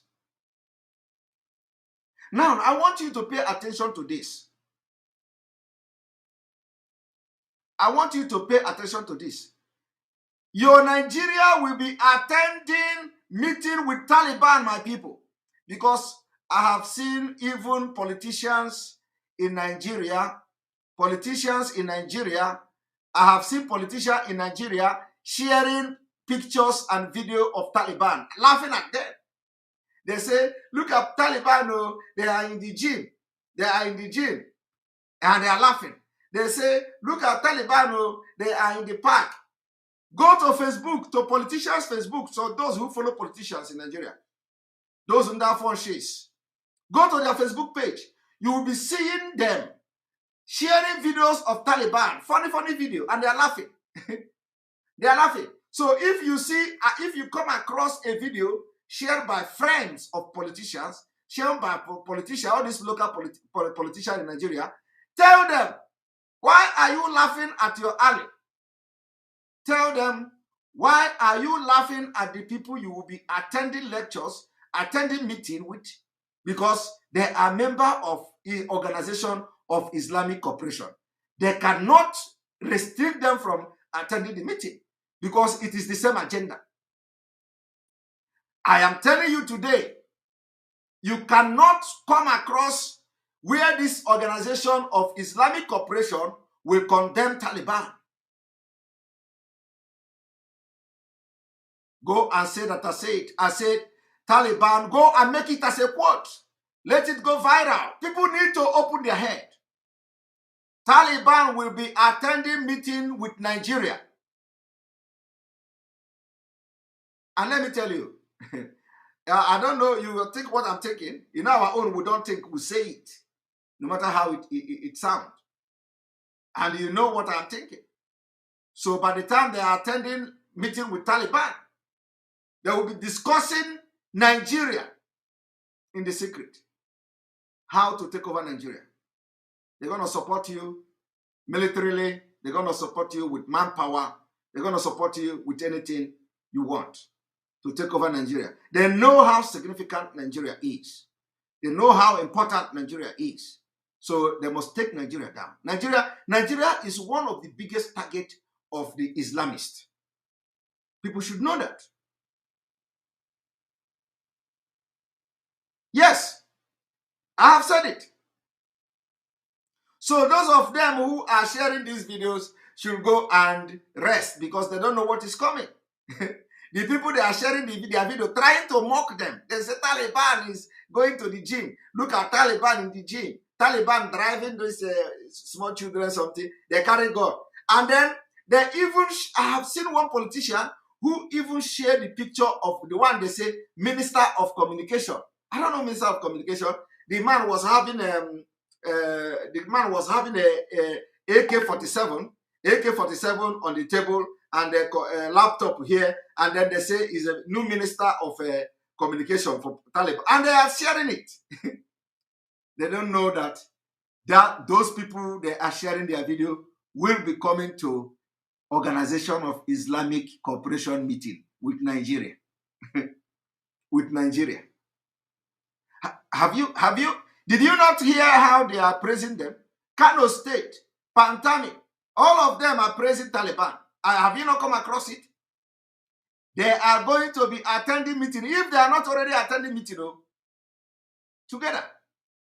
So my brother, you know the Nigeria you are into now. Don't worry. This is for today. Tomorrow I am coming again with another bombshell. But let me quickly show you. This is the list of countries that made up this Organization of Islamic State. Now, I want you to check all the countries that joined in 69. Afghanistan is taking over 100%. And I want you to pay attention that Afghanistan is 99.0% Muslim. Are you hearing that? Afghanistan, 99.0% Muslim. The question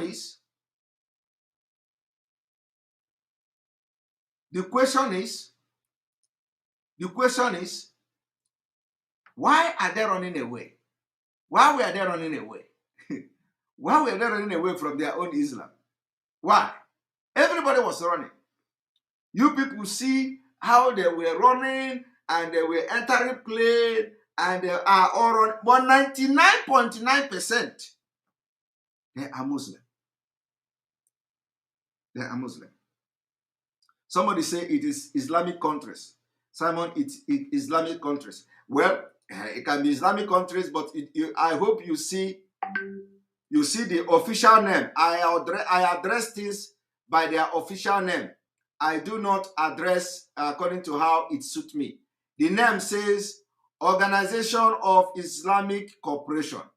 So it is not Organization of Islamic Countries. So it is official. When I'm doing something here, especially when it comes to the international issues, I will give it the name that it is. I don't. If I say Organization of Islamic Countries, I am misrepresenting the name of these people, and some people may not. Some people watching me, dignitaries watching me, that are not Nigerians, that are Europeans, they may misunderstood, even though they know what I'm talking about. But it is not good that I misrepresent fact. So the name is the Organization of Islamic Cooperation, not Organization of Islamic Countries. So thank you. Oji Ifani, I hope you take note of that, except that's not what you meant to say. All right. Now, going down, I want to go down. Now, let us go down here so that you will have knowledge. You will have some knowledge about this. You will have knowledge about what this organization is all about. Now, the main objective of this organization, of Islamic Cooperation, is to promote cooperation between Muslim states in the field of culture, science, social cooperation, and the economy. An essential part of it work is also to the protection of the Islamic faith and the holy site. The association was founded on September 25th, 1969 in Morocco under the name Organization of the Islamic Conference. It renamed itself the Organization of Islamic Cooperation on June 28, 2011. The original goal of the 25 members at the time was to liberate the Al-Aqsa Mosque after Israel occupation of Jerusalem. A goal also enshrined in its charter is to support Palestine with regard to their homeland right. Now, I want to shock you. Do you know that Nigeria as a country, under the leadership of Fulani, pledged more allegiance to this corporation than allegiance to Nigeria as itself? Do you know that every time when Buhari was alive, each time he go to the United Nations as National General Assembly, he has always advocated. He has always advocated for the state of independent states of Palestine as enshrined in the charter of the Islamic Organization of Islamic Cooperation. He go there to represent the interests of the Islamic Cooperation, not Nigeria. Not Nigeria. Do you want me to show you? Do you want me to show you, to play a video of Buhari in the United Nations General Assembly advocating for independent state of Palestine, defending this charter I just read to you against Nigeria?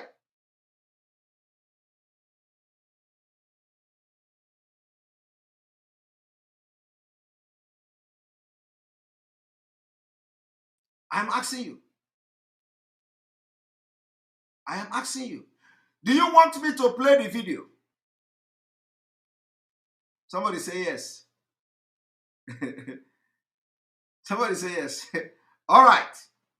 Let me get you the video. One moment.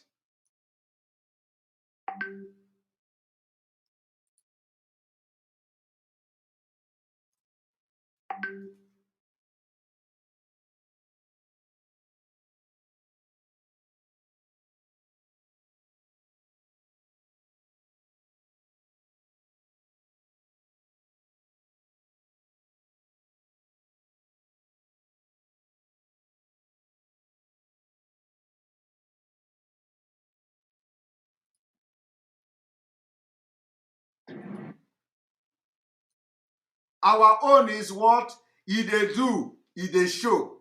We're going to bring your brain, we're going to break things into pieces, you'll be understanding it. Those things you did not understand for many years, you will understand it today. Now let us go there.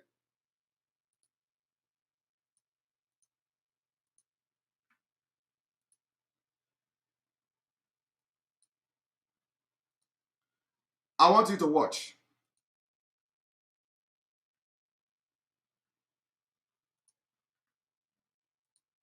We need to remind ourselves of the principles that led to the founding of the United Nations. Among those are peaceable coexistence and self-determination of peoples. In this context, Mr. President, the unresolved question of self-determination for the Palestinian people and those of Western Sahara, both nations having been adjudged by the United Nations as qualifying for this inalienable right, must now be assured and fulfilled without any further delay or Self-determination must now be allowed for the Palestine without delay. He also went further to advocate for even those Muslims in the sub-Sahara. Now, what does that tell you? Representing and defending the charter as enshrined in what I just read to you. What does that tell you? Somebody say, I asked the question, why are the Muslims running? You know, the answer to that question will scatter a lot of things when I begin to answer you. When I begin to answer you this question, a lot will scatter. A lot of things will scatter. So we are holding it when the time we are going to answer that question is coming. But I want you to ponder on the question I asked. Why are the Muslims running away? All right. You are following. For you to point out that, pinpoint that question, it means you are following. No, you know, that's why I told you, we are just starting, Tina Martinez, we are just starting. All social media affiliates, get in here and learn work from Simon. No, they should come here and share. You know, they should come here and share, because this kind of work is not work you learn with gara-gara.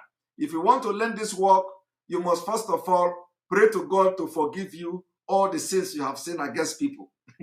You know, forgive, say, God, forgive me the sin I have sinned against people. Before, for you to allow your brain to function, you must be free of negativity. I am completely free from negativity. I am completely free from negativity. And that is why when I come, any day I want to do something, I will do it to my own, to the best of my ability and to my satisfactory, because I don't have any negative thing in me. But if I am somebody who have negative thing, all the thing I think is how to attack somebody, I will never think well, because I will be always distracted. But what I'm doing today shows you that I am back and I am focused, and there is nothing in this life that will even affect me. So I am very focused, and you are going to be seeing more deep exposition that will bring Nigeria down, because what we are looking for is what will uproot and destroy the foundation of Nigeria. Those who say they are Nigeria and nothing is happening, we will use truth to destroy them. And that's what we are doing. So I want you to connect. You see Buhari here advocating for self-determination. What is happening today? Self-determination in Nigeria is a crime. But it is not a crime to Palestinians. It is not a crime to Muslims in Sub-Sahara. I want you to pay attention to Sub-Sahara. Buhari government, APC government, the government of Nigeria, they are more allegiance to the Islamic cooperation than the Nigeria people themselves. When he went to this United Nations General Assembly, the only thing he did was this. He didn't do nothing other than go there. And I'm telling you, he has been there twice or three times. Each time, this man, both when he's alive and when they have his double now, each time he go there, he has always defended self-determination for Palestine. But not in Nigeria. In Nigeria, our leader will be abducted in Kenya.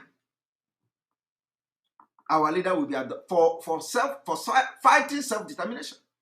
Sunday Igboho will be apprehended in Semeboda for fighting for self-determination.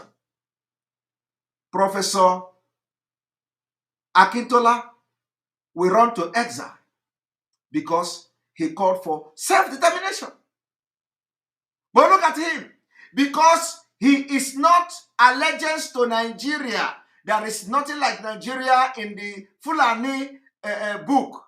The Fulani and the northern Nigeria Caliphate, they don't know what is Nigeria. What they know, their allegiance is to Islamic State.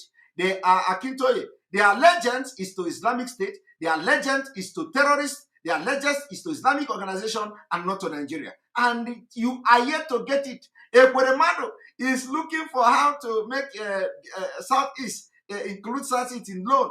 When they want to financially disenfranchise you, when they want to financially subjugate you to all manner of things, when they are bringing jihad, financial jihad against the Southeast, so that you will not have money to do anything. You want to be part of Nigeria, and you are warming up for election. Election will not hold in Biafra land. Never. Starting from Anambra. And it is the order of Mazi Nnamdi. It's a template. Template of the IPOB. It's a template. Election will not hold. We have done several, trial. This time around, it's not going to be business as usual. Election will not hold in Biafra land.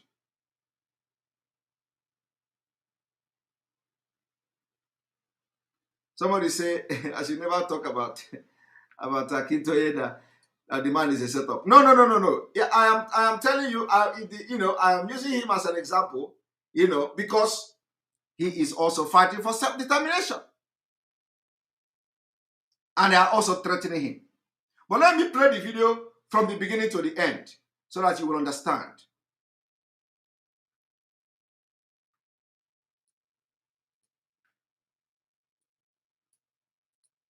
We need to remind ourselves of the principles that led to the founding of the United Nations. We need to remind ourselves of the principle that led to the founding of the United Nations. Buhari was reminding international community of this principle that led to the founding of this United Nations. Buhari. And this was when he arrested Mazi Nnamdi Kanu. Among those are peaceable coexistence and self-determination of peoples. In this context, Mr. President, the unresolved question of self-determination for the Palestinian people and those of Western Sahara, both nations, and those of the Sub-Sahara, having been adjudged by the United Nations as qualifying for this inalienable right, must now be assured and fulfilled without any further delay or obstacle.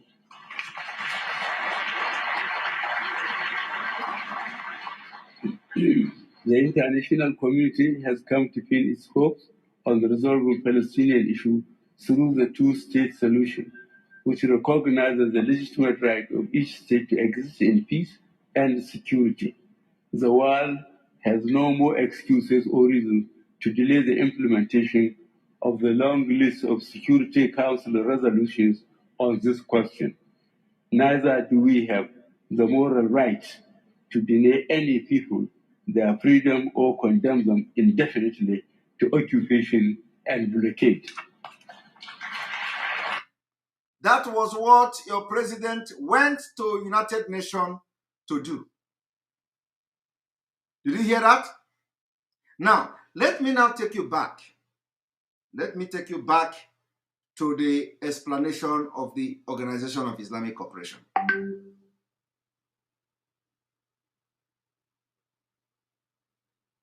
Okay?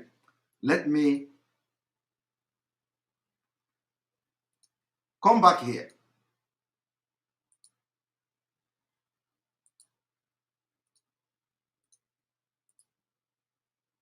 Now,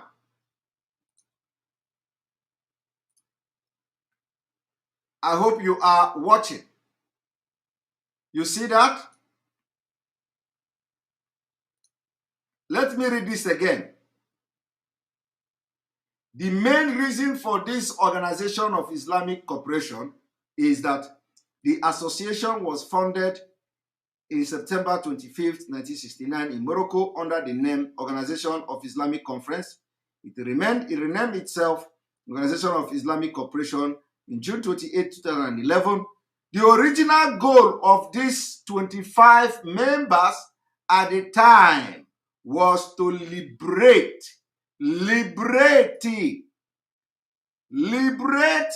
are you listening? Liberate the Al-Qasa whatever mosque after Israel occupation of Jerusalem. So it was to liberate something from Israel.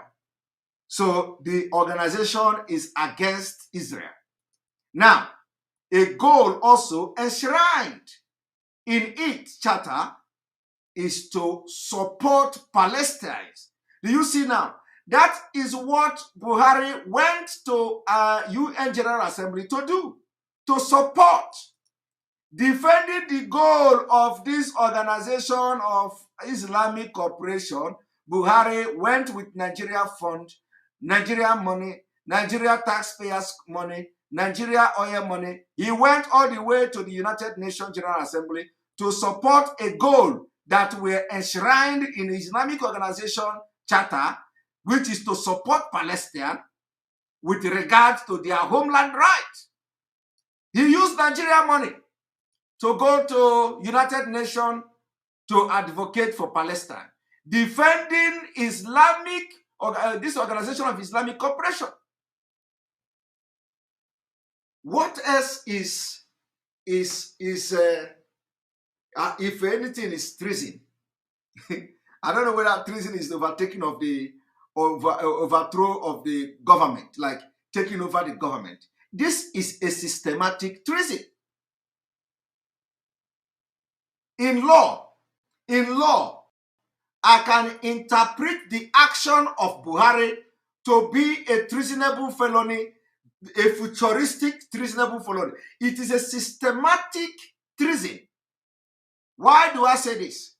It is a treasonable felony because Buhari then was following a laid-down role to take over Nigeria and turn Nigeria into Islamic State and overthrow the secular state of Nigeria and turn Nigeria into Islamic State. So, in other words, it is a systematic treason.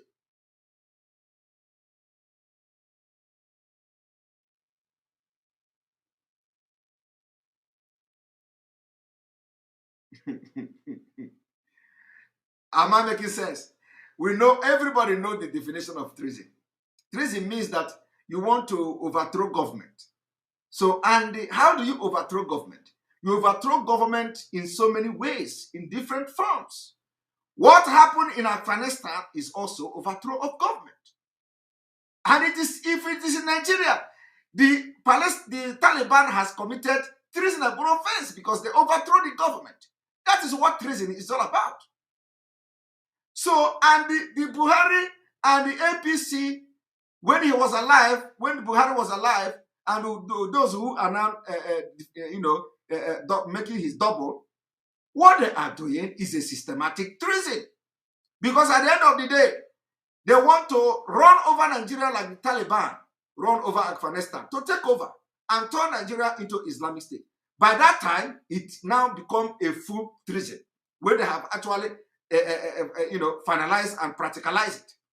But now it is systematically being put in place. So Buhari then we're actually committing, technically committing treason. You are supporting people that want to take over Nigeria and turn Nigeria into Islamic State. And let me tell you, another treasonable offense. Let us even begin to address this treason, because they say they are charging Mazi Nnamdi Kanu for treason. Mazi Nnamdi Kanu don't want to overthrow Nigeria. We want to have our own state, separate state from Nigeria. It is different from treason. And that is why they cannot bring him to court. Because how are you going to define treason? How are you going to define it?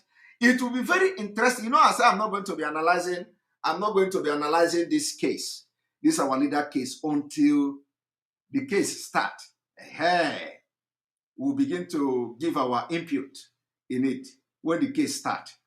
So that we'll first of all hear the charges now. We'll know how to be making comment. We'll know how to be making comment from the legal perspective. So it will be very interesting to know how Fulani will come to court to begin to read treason. To begin to read Mazi Nnamdi Kanu, he has committed treasonable offense against Nigeria government. So it will be very interesting to know whether they are going to actually use the use the word treason, because it will be very interesting. That would be the biggest blunder. That would be the biggest blunder. It will be very interesting to know what they are going to say. But we will not analyze it until they begin to, bring their whatever they have against it. That is by the way. So if we begin to talk about treason, so what happened in Afghanistan is treason. What the government of Nigeria is doing today is treason, because they are allowing the Fulani herdsmen, bandits, to take over Nigeria. They are committing treason because they are giving them safe haven. They are treating them with a pure water hand. They are abetting them. The military will not attack Fulani who want to kill people in Jos and say they did not get order to attack them. It's a treasonable offense. It is a systematic treason. Because where is it going? What is going to be the end point of what is happening in Nigeria? Is to take over the government. It doesn't matter who is at the helm of affair at the time when they are going to run over Nigeria. It doesn't matter who is there. Whether it is Buhari, whether it is the dead one, whether it is the live one, whether, so nobody knows. But the point is that what is the end point of what is happening now? It is going to lead to taking over Nigeria by force. And if that happens, it becomes a treason. And when you are trying treasonable felony or treasonable offense, you don't just try the people who just carry out the treason, because there is a build-up to the treasonable offense. When Buhari was arrested, he committed treason. The treason Buhari committed is not just, it did not just commit the treason, it was a build-up. So leading to the military coup, that was a treason. That was a treason. So let me tell you, you have just heard it now, that what Buhari went to do there at the UN General Assembly was to defend the interest of the Organization of Islamic Cooperation. It was not, he didn't go there to defend Nigeria. You saw it now. Everything what he said in this short video was exactly what every member of the Organization of Islamic Cooperation you are mandated to do, is to defend Palestinians against Israel. So anybody that is part of this Islamic organization that comes to the UN General Assembly, they will always come there and you will see them talking Palestinian because they boldly wrote it in their charter. So Nigeria government is against Israel.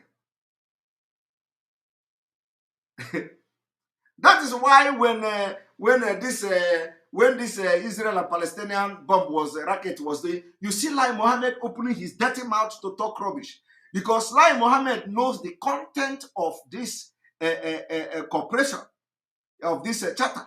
He knows the content. He knows what Nigeria's position is in this Organization of Islamic Cooperation. That is why they were angered of Israel intercepting the bomb, the rocket, and all that. They were so angered. So you see, and when you are talking like this, when I'm saying this thing now, if we remind them they want to be Nigeria, they say, yeah, everybody is Nigeria. Because of they call themselves elect. They want to protect their money, the stolen money. When you talk about governors, they tell you Nigeria is one. Because what? They call themselves elite. They want to protect their looted money and their looted fund. This is all lies. That is why everybody must rise up against these people. Because they are not normal. Everybody must rise up against the politicians in the southeast and the Biafra land. They are not normal. Because you can't see what I am just explaining, what others are explaining, what is going on, and you continue to wake up to call yourself a governor and they say, Nigeria, we are trying. You are not normal. You are not normal. Now let me read also to the end. Now I want you to also know this.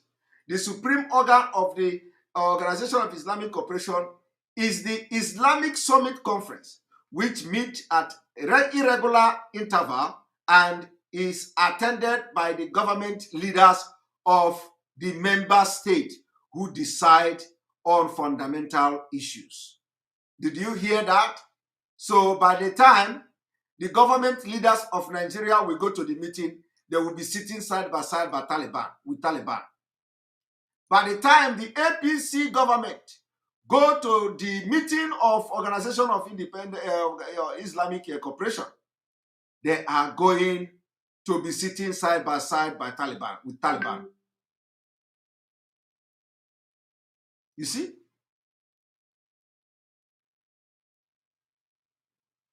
Are you hearing that? Are you hearing that? That is why I ask you people to invite all the white Nigerians today, because we have food for them. We have food for them. By the time the Nigerian government go to this summit, they will be sitting side by side with Taliban. In addition, the foreign ministers meet annually in Jeddah, Saudi Arabia. Did you hear that? So when Nigeria foreign ministers or whatever, they sneak. When they are going, of course, you know, Onyema will not go now. Onyema is not a Muslim person now. He is going to somebody from somebody like Gumi or Pantami will go to represent him if they are actually talking about a foreign minister. Do you understand? Foreign Minister of Nigeria. They did not say foreign minister of their, they said the foreign minister in the member state. Foreign minister in the member state will meet annually in Jeddah, Saudi Arabia. But of course, Onyema will not go there. They will not even allow him because they will call him, as they will say he's a sabo, infidel. What are you coming here to do? So Nigeria will sneak to Jeddah. Maybe they will send the Speaker of House of Representatives or Pantami to go there. They will sneak. You will never know what they go there to do.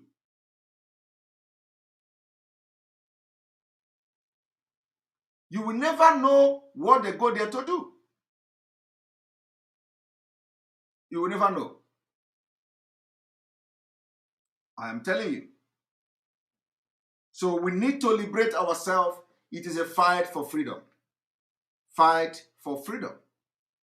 Fight for freedom. Fight for freedom. They are not safe.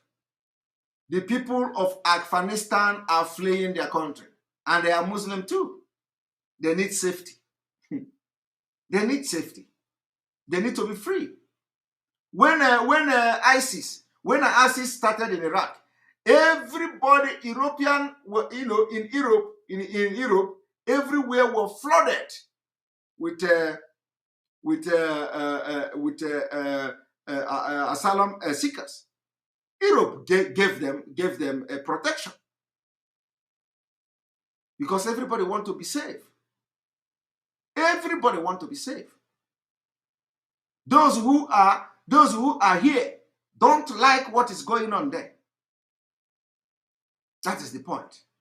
The refugees who are here in Europe, they don't like what is going on there.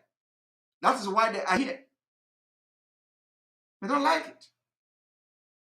You may see few people who, 1 or 2 persons who may be, but once you live in Europe, if you want to destroy your life, you can say you are extremist. But you don't see that often. You don't see that often. Because those who say those who are Muslim here are very reasonable. They are very, very reasonable. I have Muslim friends. They are very reasonable. They don't like what is going on. That's why everybody is here. They don't like it. And they can never, they can never support it. They can never support it. That's why some of them ran away. They ran away because they don't support the way the things are going there. Now, let me continue.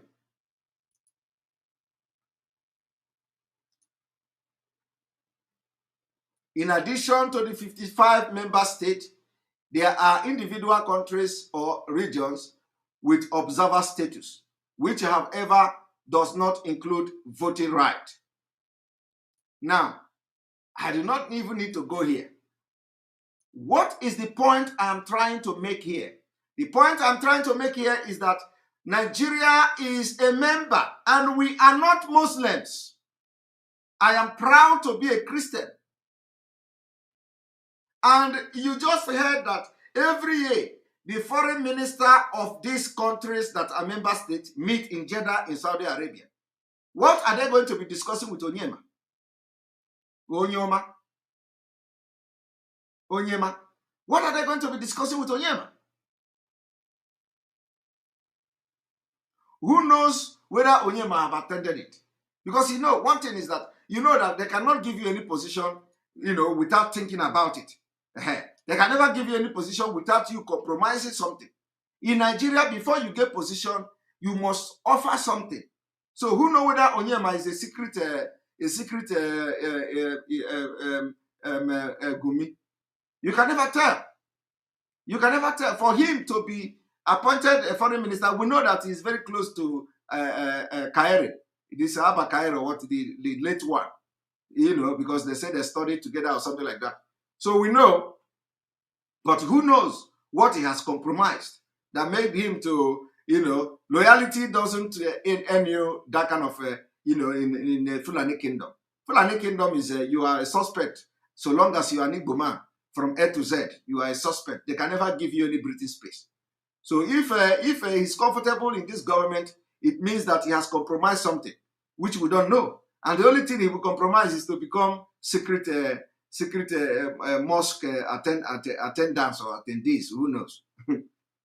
All right, now I'm going to play 3 minutes of IBB before I will entertain some kind of conversation here, and we move forward to the next level.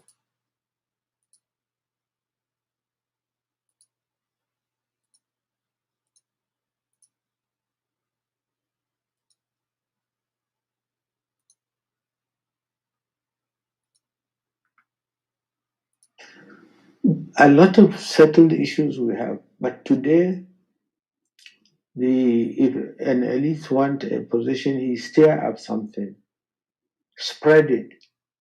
We still have to accept things that are settled. We don't talk about them. What we should be doing is how do we strengthen our unity? How do we improve our system of governance? How do we improve mobilizing the people to rally around the country? That is what we should be doing. Well, I will start with yours and then probably talk generally, which is that, I mean, you mentioned 2 points now. You talked about the fact that we don't adopt any religion, and then you talked about the fact that the issue of unity settled. But there will be those who will argue that, for example, under your government, we went into the Organization of Islamic Countries, the OIC. So that tended to give the impression that we now have a state religion. No, it's an organization.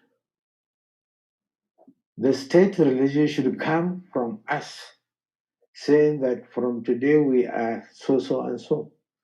No government has ever said so, including my own government. We never said Islam is the official religion of Nigeria. But our constitution allows us to enter any organization for the benefit of the country. Are you people hearing him lying? Are you hearing him lying? Are you hearing him lying? I have just analyzed this lie, so ahead of time, so you will hear it yourself. He lied.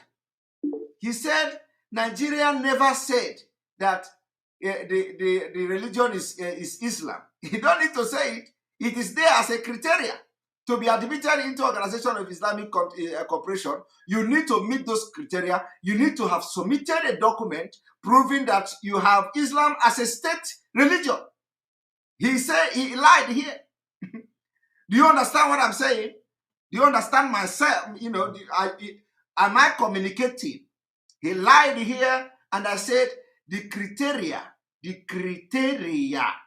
to be admitted into Organization of Islamic Cooperation. One is that you must be, your country must have Islam as a state religion. Confirmed. State religion. And here, he lied. Number one. Number two, the criteria also is that you must have over 50% majority of your country as Muslim. Another criteria is that Islam, they did not say, they say Islam as a religion have what we call significant role in governance in that country. So how can you say Islam is not a state religion in Nigeria when it is actually playing significant role in the decision making in Nigeria? My people, are you people getting the sense? He come here to lie.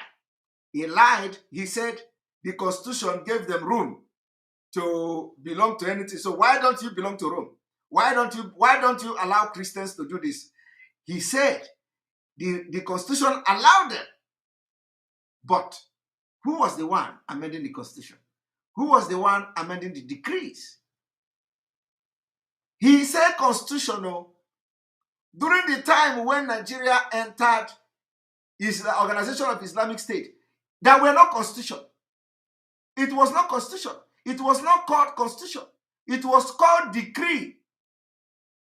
Military rule don't have constitution. It is decree. I don't know whether I'm making a mistake, but anyway, I believe, because you know that time we were still very small. So please, do you call it constitution?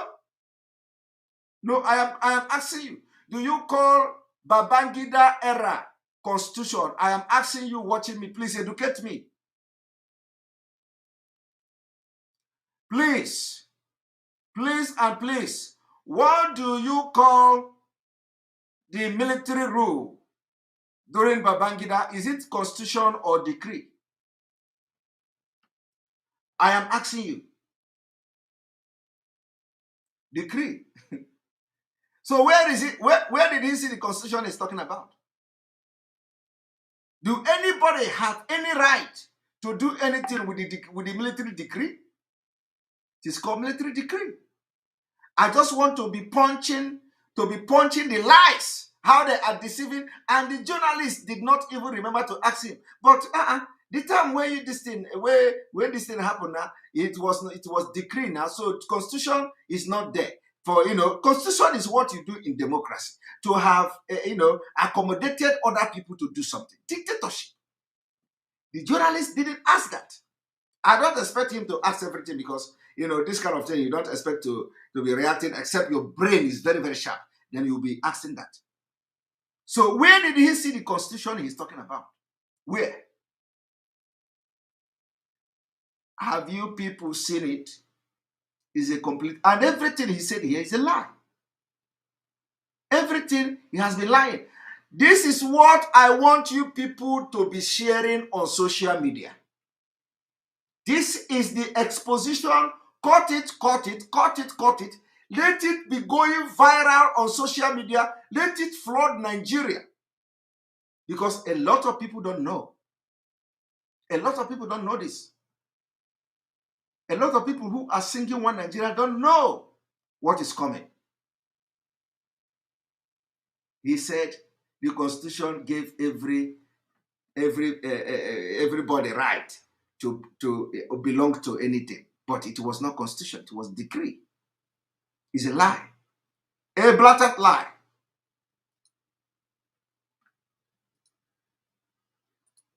Or for the benefit of the people of the country. Let me take you to the issue of unity that you mentioned. A lot of people will say, yes, ideally, unity should have been a settled matter for a country that is 60 years old plus. But that sometimes the way those who have ruled at various jurisdictions and at various times have done that rulership has given the impression that some people are more important than others. And that, for example, federal character was instituted in order to give everybody a sense of belonging, that somebody who represents us is there. Do you think that's a fair comment? I think we are probably gradually improving. You should consider marriage. Before, hardly will you find a PhD holder from certain parts of this country. I was amazed. I give you an example. I was reading in the media, somebody made an analysis about a village in Kebbi. That village had over 50 professors now, men and women. He listed all their names.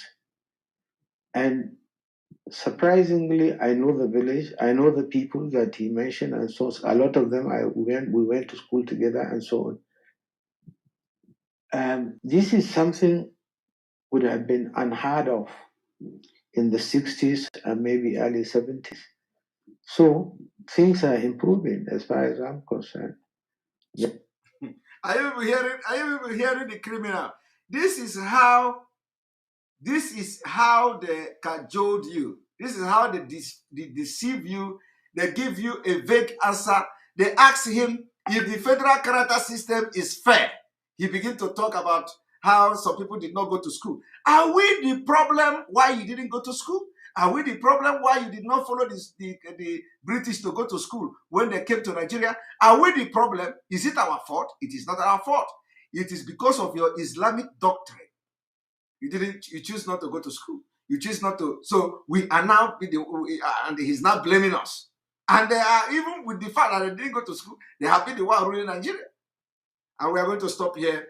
Tomorrow we are going to have the part 3 of IBB, Northernization of Nigeria, Islamization of Nigeria. Now we go into question and answer, and then also to comment. We have 30 minutes. Immediately, 3 hours, we stop.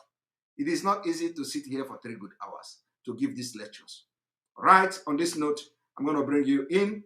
Click on the link and join us. Click on the link and join us.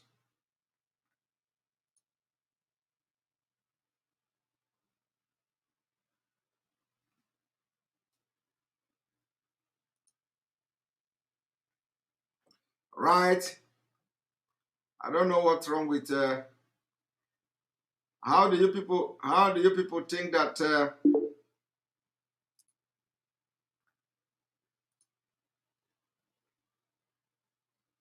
one moment, I have to refresh the system and come back again. One moment.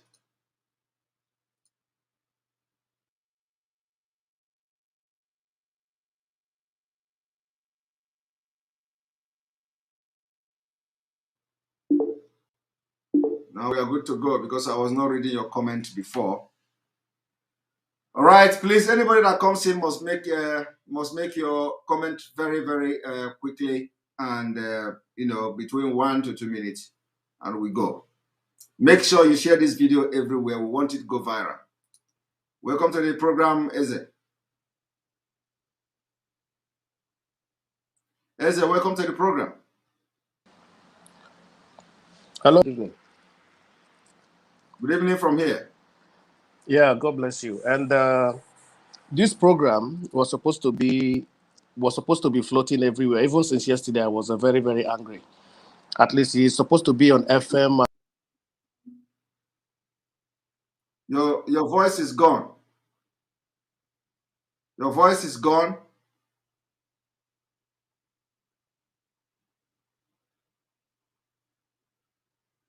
Your voice is gone. Your voice is gone. Can you come back, Eze? I think you have a network issue. Are you there?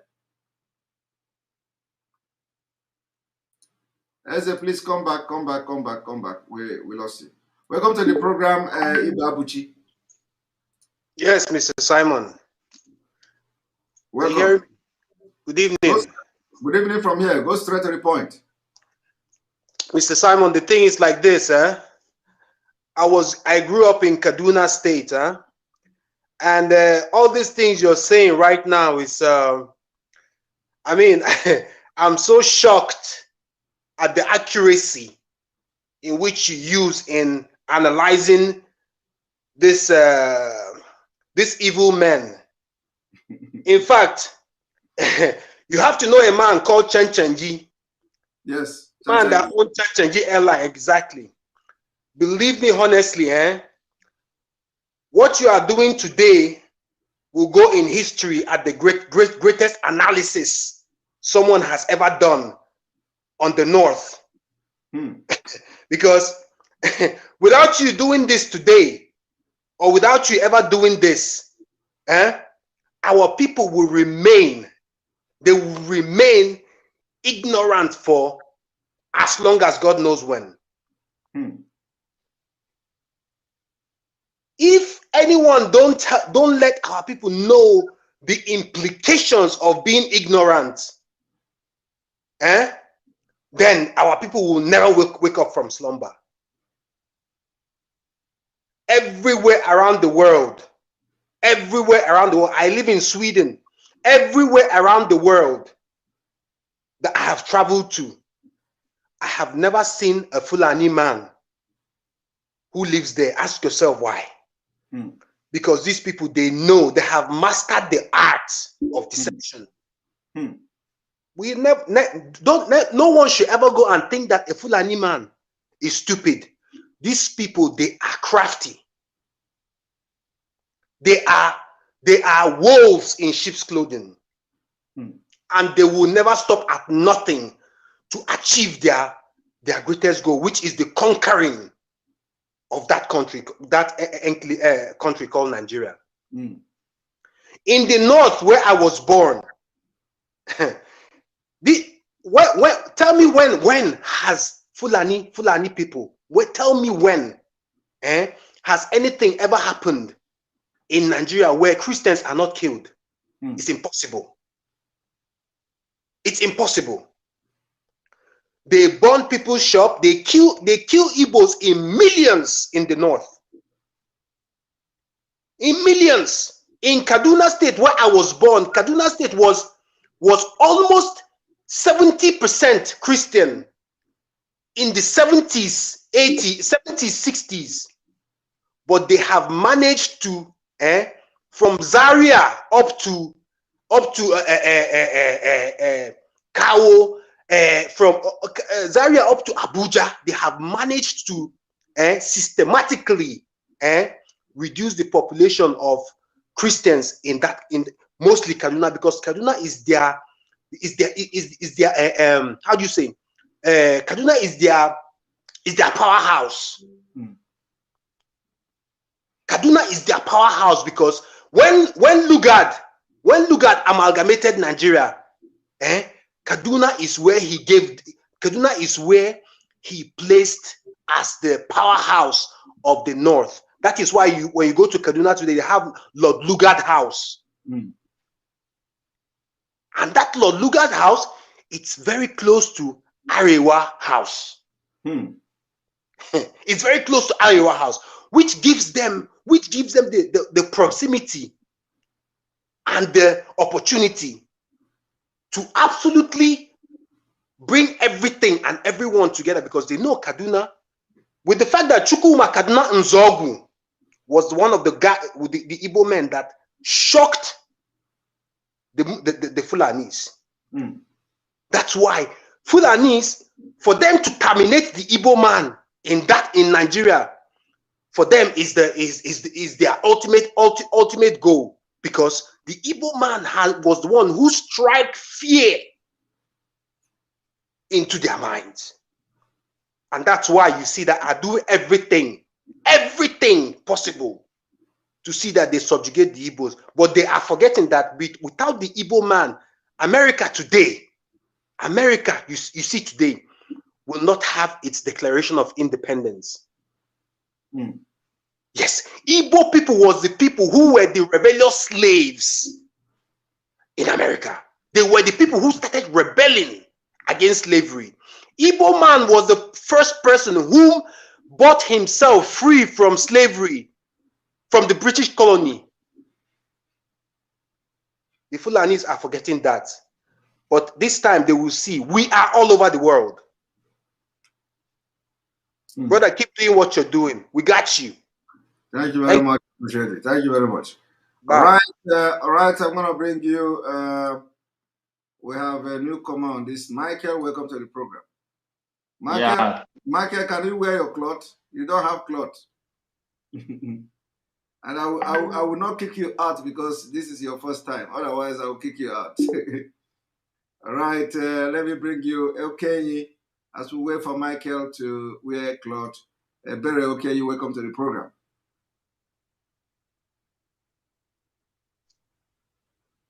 Bere Okenyi, welcome to the program. Yeah, Mr. Simon, can you hear me? I can hear you live and direct. Welcome to the program. Okay. All right. All hail Biafra. All hail Biafra. I want to start by, because I was not able to contribute how many days ago, to say that Biafrans, especially our brethren that are home, they are good students. They've been learning from our leader. What they did, both the civil obedience and the disobedience, it's what we are taught. And all of them showed love for our leader, showed love and concern for Biafra. All of them follow. And I hail them because they are the solid rock of which they are back home taking all the stones and whatever. I hail them. I praise them. For our leaders, for our elite,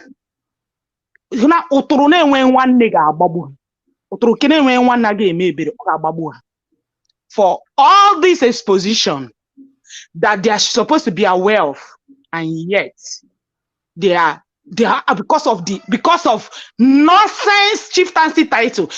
Mr. Simon, when Biafra come, you see all these nonsense title they are taking that's making them, I don't know what has gotten into their head.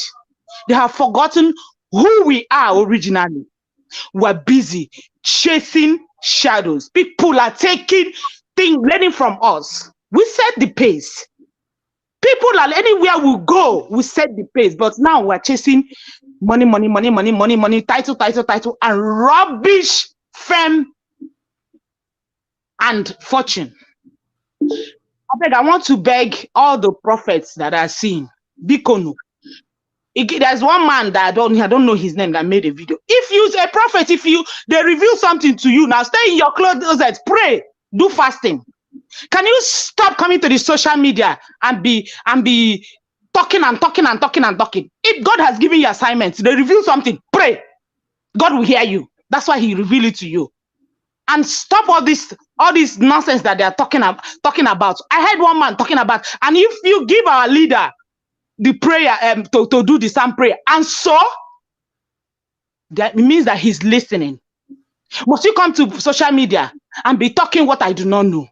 If our lawyer decide to associate with Odumeje, my sister, this issue has been settled, please. You say yes, you say you did not come here for many days now, and you are coming now. So don't draw us back, please. We are moving forward.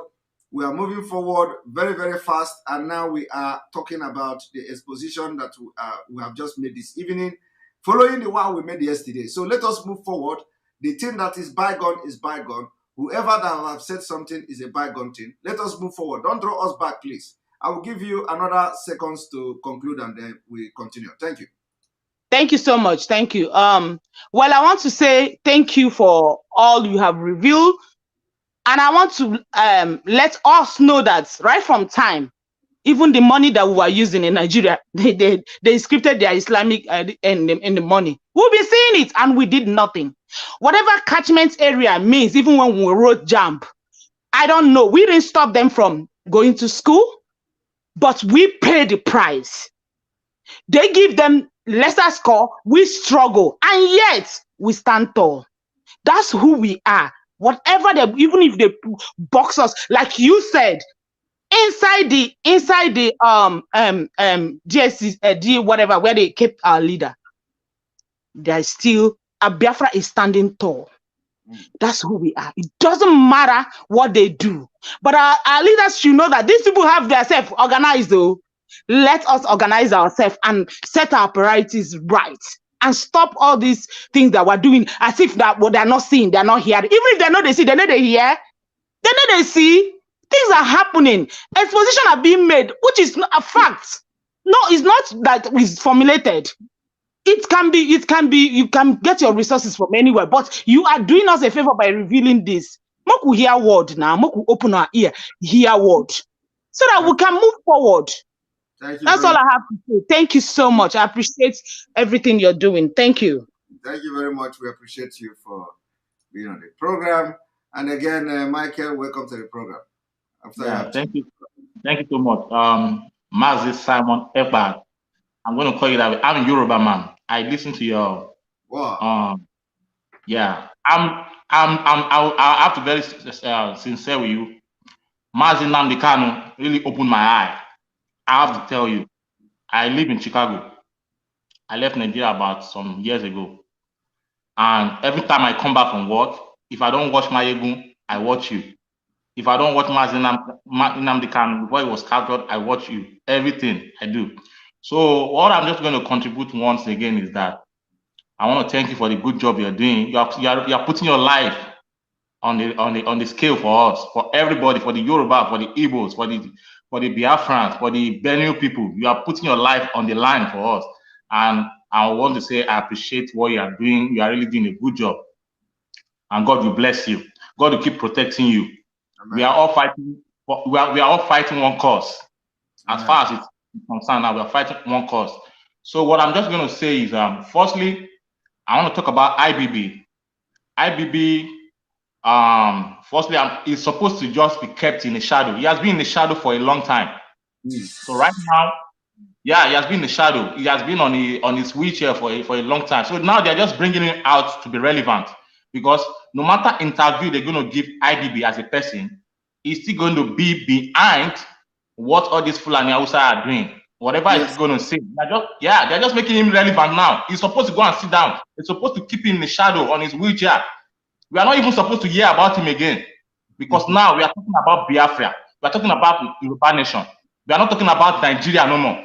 The IBB should go one side and go and park and sit down on his wheelchair and look what is happening in Nigeria. We are going to dominate Nigeria when it happens. Everything that happens for every one of us that has made us to leave that country and come out to come out from Nigeria and go to another country. We are coming back to that country to take position of what belongs to us. We are now open. Our eyes are open. We've seen what is happening. I don't know before. I don't see before. Now I can see because Mazi Nnamdi Kanu has made me to see what I don't see before. Thirdly, what I'm going to say is all the people, all the governors, the leaders in the southeast, they see what is going. They know what is going. They are scared. Now their hands are now captured. They don't know what to do again because they've been eating from the devil. Now to turn around is very difficult. All this Biafra agitation, they support it, but they can't say it. They are scared of their lives. Likewise, right in the west side too. They are scared of it. They are scared of coming out plainly because they see every atrocity Buhari's government is committing right now. Yes. So, like I want to say, again, thank you. I was eating. IBB should be kept aside. We don't want to hear anything IBB has to say. IBB is a failure to Nigeria, so it should be in one side and in one corner. We don't want to hear anything you want to say. So I want to appreciate you once again for this time you've given me. I never knew I could do this on my phone, but when you say click on the link, I just tried it and it's worked. Yeah, right. So I'm so happy. I say, oh, I have to contribute. So thank you so much. Keep doing the good job. We'll be praying for you. Thank you. And thank you so much. Thank you very much. Thank you very much. Appreciate it. All right. That is the first time I hear. And so the Priest of Peace, welcome to the program.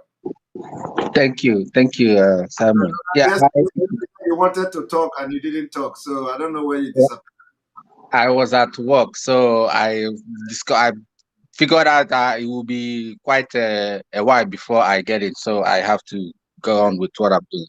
So yeah, as I heard you talking about IBB, I made a post about IBB a little bit. You see, I want you to go and check the class of 1963. This class of 1963 are the people who has mortgaged Nigeria today. They were the people who did a counter coup and counter whatever that led to the civil war. And they are the people who are still, the only person that is alive now is, what is his name? IBB. Buhari is dead. We know that. Everybody knows that. Check their names. But the most important person there is Ibrahim Tahir. He is the architect of what they call the Kaduna Mafia. If in quote, I use that word in quote. So these are the people Nigerians should look at, the Biafrans should look at, because these men are the people who has put us where we are today. They used Decree 2, they used Decree 4, and they planned everything that is happening today. How can IBB come to tell us that he has seen somebody? I watched that video. He has seen somebody, he's in his 60s, who will be a good president for Nigeria. He has He knows people in every places, every state and local governments in Nigeria, and he can talk to people. Now, do you see what they are doing? They are conditioning our mind. They are playing a mind game to us right now where we are going. But you see, it is time. I was happy that you were talking with what is his name yesterday? Season AY. This is the kind of thing we need so that we could have a cohesion, something that will make both the South and the East march together to be able to do what? To sit at home and not do any vote coming. Because these people have finished everything. Okay, look at Buhari and what is his name? Tinubu.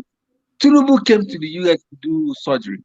He was partially paralyzed, and they prop him up to be able to do what? See, this, Simon, ask yourself, what will it take? What will it take to have a standard hospital in the whole of Southeast? I have met my research. Here in the US, the specialist hospital here in my county alone, that is county, take $115 million to build. This is where it's like a college hospital with close to 100 beds. But it will take the whole of Southeast just $1.5 billion to do what? To give us a hospital. But these people will not do it. I want to, if you give me what 1 more minute, I want to make an analysis. And this is the analysis, that these people are going abroad to do what? To take medical care. Why they can do that in Nigeria? The whole of Southeast can do that.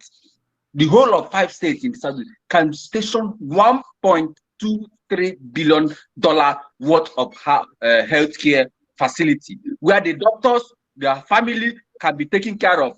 If you look at the whole of the Southeast, you will see that, okay, give or take, 1 million people are working as civil servants. Then what about the private sector? What about the business people? You will see that this is just a walk in the park. We will have a good health care starting from there. But these people have already mortgaged us. They don't care about us. Now, the question I want to ask, and the thing I want you to focus, again, this is my own opinion.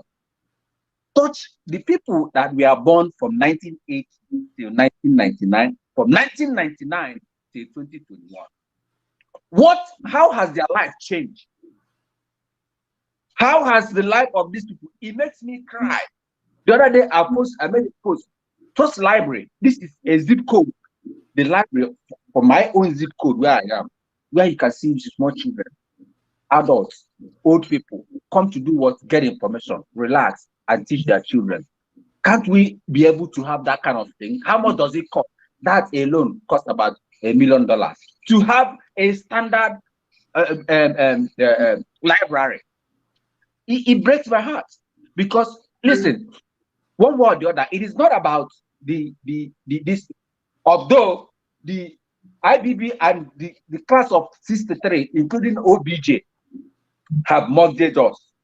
Those are the 2 hegemonies that are alive now. If they die now, if they are gone, there will be a new phase. But there is this Kaduna Mafia. Next program, by tomorrow, I will give you a list of these people. I will give you a whole list, and you will marvel how these people have planned this and they are working towards it. Now, finally, what are we going to do, our people? We need to it still pains me that people who are talking on social media don't have content like you do. You have a good content, and I'm happy that you have this content. Keep giving us this content, analyzing it for people to hear. There are people who are on the social media talking about it, but they don't have content. I listen to AY. I listen to what is his name? Mayegu. And you, 3 of you can bring cohesion to the South to make sure that come 2023, we will shut Nigeria down. The whole of Nigeria will be shut down completely. Sit at home. Nobody will go out on that day. The North, Let them vote in the north if they want to. And our people who are in the north, they should stay home and not vote. Let the north vote and be their own, create their own country there. That is my submission today. Thank But you. our people must understand that we have work to do. We must be resilient. We must be consistent. We must not give up, because these people, they know what they are doing. But we don't know that these people have gone miles ahead. We have to follow them bumper to bumper to be able to come out of this. If not, the danger ahead is great. Thank you so much. Thank you very much. Thank you very much for your input, Prince of Peace. Now we are going to bring where our newcomers here. Welcome to the program. Welcome to the program. Chinasa, welcome to the program. Hi, Simon. Welcome to the program. I'm not a newcomer. No, you're not a newcomer. Yes, yes. Right. So, just a few things that, few comment that I want to make. See what IBB have said. My dad lived in a north for a very long time. So I remember that time he used to tell us that north, they are very calculated. They know politics right from when they are born. So my dad then used to listen to a BBC Hausa then. That this is like 20 or 30 years ago. So I think they are calculative, they know what they want, and they are achieving it. Unfortunately, some our politicians, the people who are representing us, they don't understand the game plan. So they use money to confuse them. And you just made analysis, give an example of when people come to abroad, what they pursue. Some people tend to pursue money. Some people tend to sit and understand how the system of where they are is working. Made that sacrifice, understand the system, and then use the system positively. Yeah. Now, this is the same thing in Nigeria. So the politicians are there to just grab, the northern politicians who understand the game, plays along with them, show them ABC, money and other things. They deviate from what they are supposed to do there. But the thing is, with this exposition, with your content is thinking, people are understanding it, people are making. So sometimes, they don't understand. Sometimes what we see, they don't see it because I remember when Mazi Nandekali used to say, "Oh, are you the one that used to say about people say we are on ground, we are on the, but they're on the ground. They are not seeing what we are. They are minimizing. They seem to minimize the risk. Whatever the risk is, they seems to minimize it. They don't see it the way we are seeing it. So I think what you have said today is a reflection of what is happening in Nigeria. And one good thing about it is the way you have analyzed it. Just believe that people are understanding it, is linking up, is making sense. And I believe something will come out of it as soon as possible. Thank you very much, Simon. Thank you. Thank you very much. All right. All of you, I have only 1 minute. I think the last person I'm going to take because my time is up. My time is completely up. So, Igwe Berlin. Berlin, I think Berlin is a new person here. I've never seen this name before. Berlin, welcome to the program. Berlin, welcome to the program. Oh, okay. I thought you were saying ballin. It's ballin. It's ballin. Ballin. Okay. Ballin. Anyway, Simon, I love you, man. You're amazing. Geez, the main thing that I wanted to talk about, there were actually a couple of things. One was just an observation, which I think everyone should pay attention to. Afghanistan, that was just overthrown by the Taliban, their currency is 86 Afghani to $1, whereas the Naira is like 500 Naira to $1. So a country that was just toppled by the Taliban has stronger currency than the Naira. Markets speak volume. People should pay attention to these sorts of things. The market is telling you that Nigeria is finished. That's one thing. Another thing that's really important to note: Nigeria is borrowing us into oblivion. They just went ahead and they're trying to borrow another $6.2 billion. Here's the thing that's actually important: the banks that are doing what's called the book running, that are helping them find the people that are going to lend them the money, are J.P. Morgan, Standard Bank, Citigroup, and Goldman Sachs. Why can't we focus on making sure that if we do protests, let's do protests in front of these buildings so that they know that they're sponsoring an international, they're sponsoring a terrorist government. So, because Citigroup and JP Morgan and Goldman Sachs can't afford to be seen in the same light as sponsoring terrorism. So let's focus on that as well. That's also really important. The other thing beyond those two sort of just economic points, Simon, I don't know if I know you're having an effect, but the fact that people like me are now paying attention to what's going on in Nigeria, I think this struggle is on a completely different level than just the average. So, Simon, please don't, when people are commenting, don't let them distract you. Just if they make a comment, just immediately don't even give them breath to speak to it, because the type of people that are paying attention to this thing now, they're not the basic kind of people that are going to be just typing nonsense and they'll be distracting you. So just completely ignore them. Don't even give them the time. In fact, you're a national treasure at this point. The people who are really paying attention, we don't have time to hear you talk about the nonsensical people that are just nonsense. So don't even give them breath. Just keep it moving, because we know that you're doing all the right things and we're behind you. So I just kind of wanted to make those. Oh, and then I think my brother mentioned, why can't they build a standard hospital? They don't want to build a standard hospital. They'll never want to build a standard hospital. They'll never want to build anything in Nigeria. Nigeria is a failed country. The sooner everyone realizes Nigeria is a failed country, I think a big problem, and we had it here in America when 9/11 happened. No one could imagine that terrorists would hijack a plane and take the planes and run them into buildings. That wasn't something you protected yourself against. Yes. See, human beings have a fatal flaw. They seem to not want to realize that the unimaginable can actually happen. So in Nigeria, if you're walking around pretending and believing that the unimaginable cannot happen, you're literally walking dead. Nigeria is a country that has indeed failed. Internalize it and keep it moving.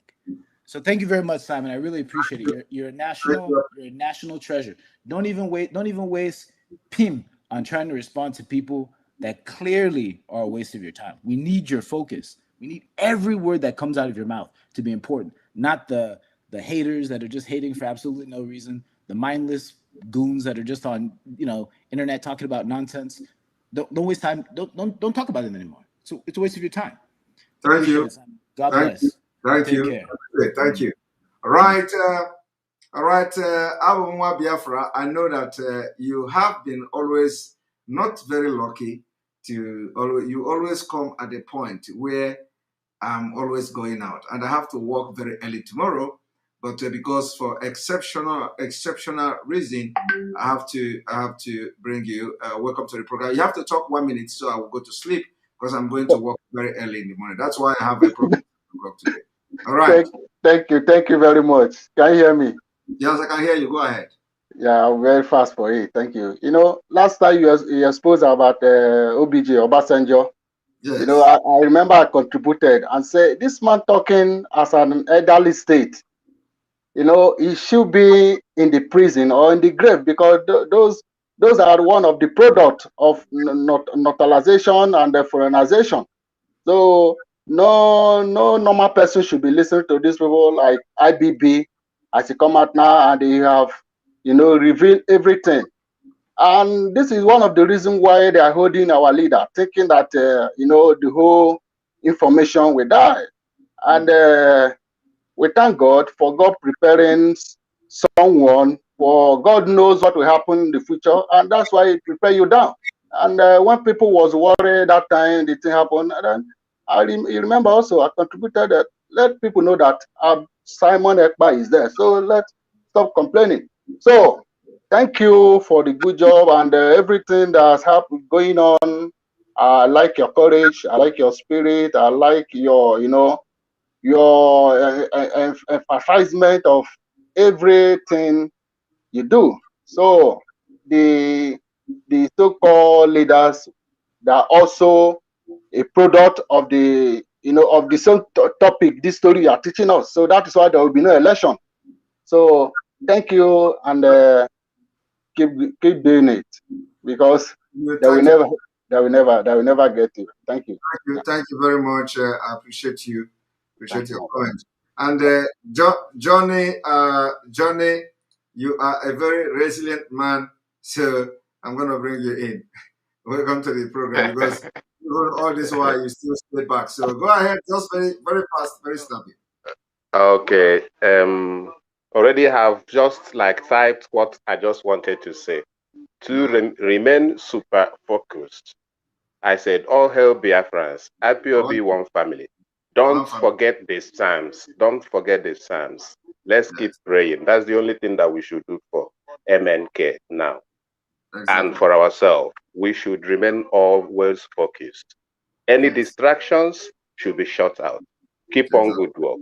I've been here with you since afternoon when you came in and stayed for a while. I didn't go to work today, and I came back again. I watched you a little while. I went to watch Mayegu. Mayegu is equally doing very, very well. So keep on the good work. Don't allow distractions. I keep leaving some messages for you there.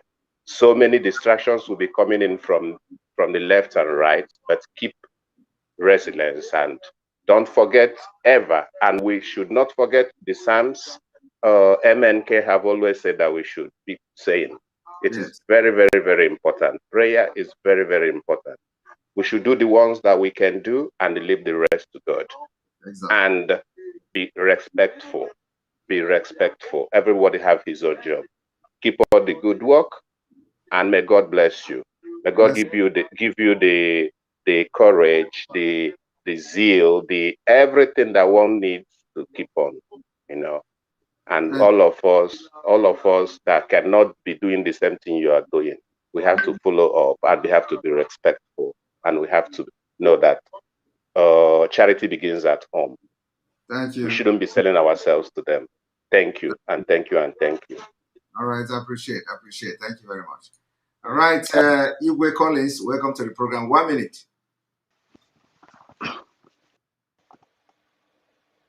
Igwe Collins, 1 minute. Igwe Collins, 1 minute. Hello, Mr. Simon. Yes, welcome to the program. Hello, can you? Yeah, my brother. First and foremost, thank you so much for wonderful job you are doing. Anyway, I just wanna say a word of encouragement. Yeah. I wasn't panicking when there is so much distraction from left and right, because I know who you are. I know the training you have passed through as a military person. I know you can never be distracted. I know in the military there is a principle. There's so many things that nobody can ever shift you from the track. So well done for that. I've been sending you email and text messages. There's some things I want to tell you, but I don't want to say it here open. Okay, what About is this. the name of the email? What is the name of the email? Just maybe I can't really remember, but I will check and confirm. I've sent you on Facebook. I've sent you on Instagram. I've sent you on another email as well. Send me email now at info@ekpa.fi. Okay, that's fine. I will do that. Yeah. So I don't have to say it here. All right. Thank you. All right. Thank you very much. Yes. And Kechi, yesterday you did not talk, so you're the last person now. Mo Frank will go and rest. Tomorrow we'll bring him in. Mo Frank is becoming our secretary here. All right. Welcome to the program, Kechi. Hello. Hello, Simon. Yes, welcome to the program. Yesterday you did not talk, so. Okay, Simon, please. Good evening. Thank you so much. And one question can you hear me? Go ahead, I'm hearing you. Okay. The question I want to ask you is: did you see our people running in Lagos today? That Nigerian government that Yoruba government asked them to go. Our people. Do you see it? I didn't see anything like that. Okay, so that is the situation in Alaba, Lagos, that Lagos State asked our people to go since they want Biafra. So what I want to tell people is that they know that it's Fulanis that are creating this problem. We must understand that this is not just Yorubas want Biafrans to go, because Yorubas want to do as well. It is Fulanis that are doing the same thing they know how to do all the time, divide and rule, causing problems among us and the Yorubas. So because I know all the governors in the Yoruba land and our governor are all the same. All of them want Nigeria, one Nigeria. So I want everybody's eyes to open. It's not that Yorubas want us to go. The only thing is that Fulanis are creating problems among us. If our leader is there, he would have gone and say about it on the radio for everybody to hear. We will, I have not seen the news like that, but I think if okay, well, you will see, because it's on the video. My people are living in Lagos, so I know what I'm saying. Yeah, so but I'm just telling them to know. How come it is not anywhere in the internet? Did you see it in Facebook or where? Where did you see it?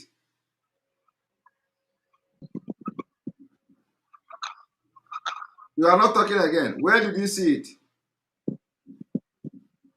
No, it's on the internet. It's on Facebook. Where did you see it? Can you just tell us where? Because I have not come across such video, and the internet is now where nothing happened within 2 minutes. It is everywhere. So where, can you tell us specifically? Where did you see the video in the internet?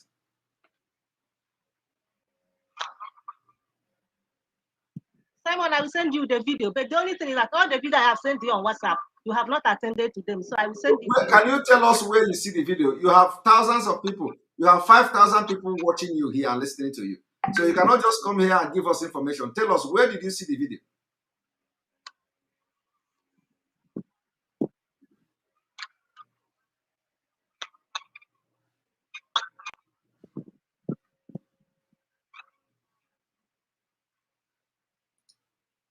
You see, I don't know why people will come here and be giving us information like this. If I didn't allow you to come here now, you'll be saying that now you give information, you can't answer question. Where did you see the video? The way we are very alert now. If that kind of thing come up, it will not take 1 minute. It will go everywhere. Now I'm asking her, where did you get this video? Where did you see the video? You are going to send it to me. Why is it not in the internet? Where did you see it? You cannot say. So I don't know, sometimes people, I don't know what people are getting. If the video is fake, if the video is old video, if you see the video in Facebook, tell us you see it in Facebook. Who shared it? So we'll see it. Because even now, if somebody if somebody slaps somebody in Alaba, for example, say you punch, before you know it, it is everywhere. Everybody is watching it. How can this kind of thing, magnitude of this accusation will come, and you don't see it anywhere? So I don't think this information is information that people should listen to until we see a video where it is and not old video, until we see new video where it is a confirmed news. So on this note, I'm going to thank you all. Make sure if you are watching this video now, we have about, from YouTube alone, we have about 2,700 viewers, or from other channels we have different viewers. Now, if you are watching me and you have not clicked the like button on this video, you have to go there and click. We have about 1,600 like. When you click like on this video, you are giving the opportunity for others to view it. You are giving the opportunity for it to appear on other people's feed in YouTube, and you give them opportunity to watch it. Even those who don't even subscribe to this channel using YouTube, they are going to have it in their feed, when you are liking it. So let us see at least within the next 3 minutes or within the next 2 minutes when I will be playing the jingle for the freedom of our leader. We want to see at least 2,000 likes before we close this program. So on a break, I'm going to play the jingle for our leaders' freedom. We want to see at least before the end of this jingle, take your time and just click like. If you don't like it, click I don't like it. And let us go there.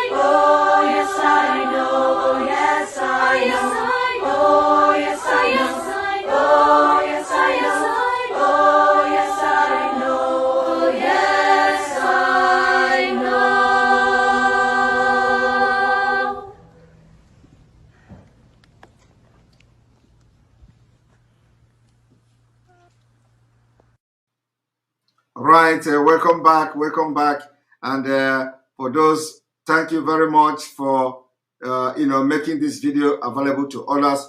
We have 1,900 likes immediately, and we are looking at least 2,000. We have 2,400 or 500 people still here watching. So before we close, we want to see 2,000, at least 2,000 likes, so that it will give it a more wide view.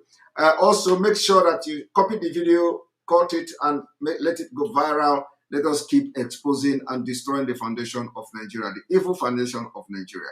Tomorrow we'll continue the part 3. This is part 2, and tomorrow we'll continue the part 3, and we're going to trash this whole thing. And at the end of the day, everything will be in the public, and everybody's eyes will open. Thank you very much. May God bless Biafra.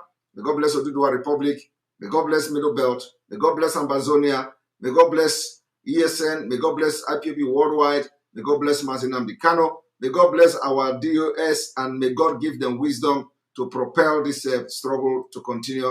May God bless all of you watching, may God bless Sunday Igboho, Oduduwa agitators, may God bless our women and those who are really strong in this struggle. May God bless all of you and empower you to do more exploit and make sure that the struggle for Biafra will continue to be very, very strong and no shaking in the family of IPOB. Thank you very much. See you tomorrow. Sleep well, and don't forget to share this video. Those of you watching from enterbiafra.com, make sure you copy the link, share it on social media, because our app is coming in less than 2 weeks, if I'm not mistaken. We are going to have the Channel 1 Enter Biafra app, live broadcasting app, where you will have total control over what we do there. We have total control. You can vent your anger there. You can make your comments. Nobody will block. Nobody will restrict you. And you also have the opportunity to like, share to your social media and all that. So we're going to be in total control of our own broadcast when the time comes, when this app is launched. And thank you very much for your time. Good night.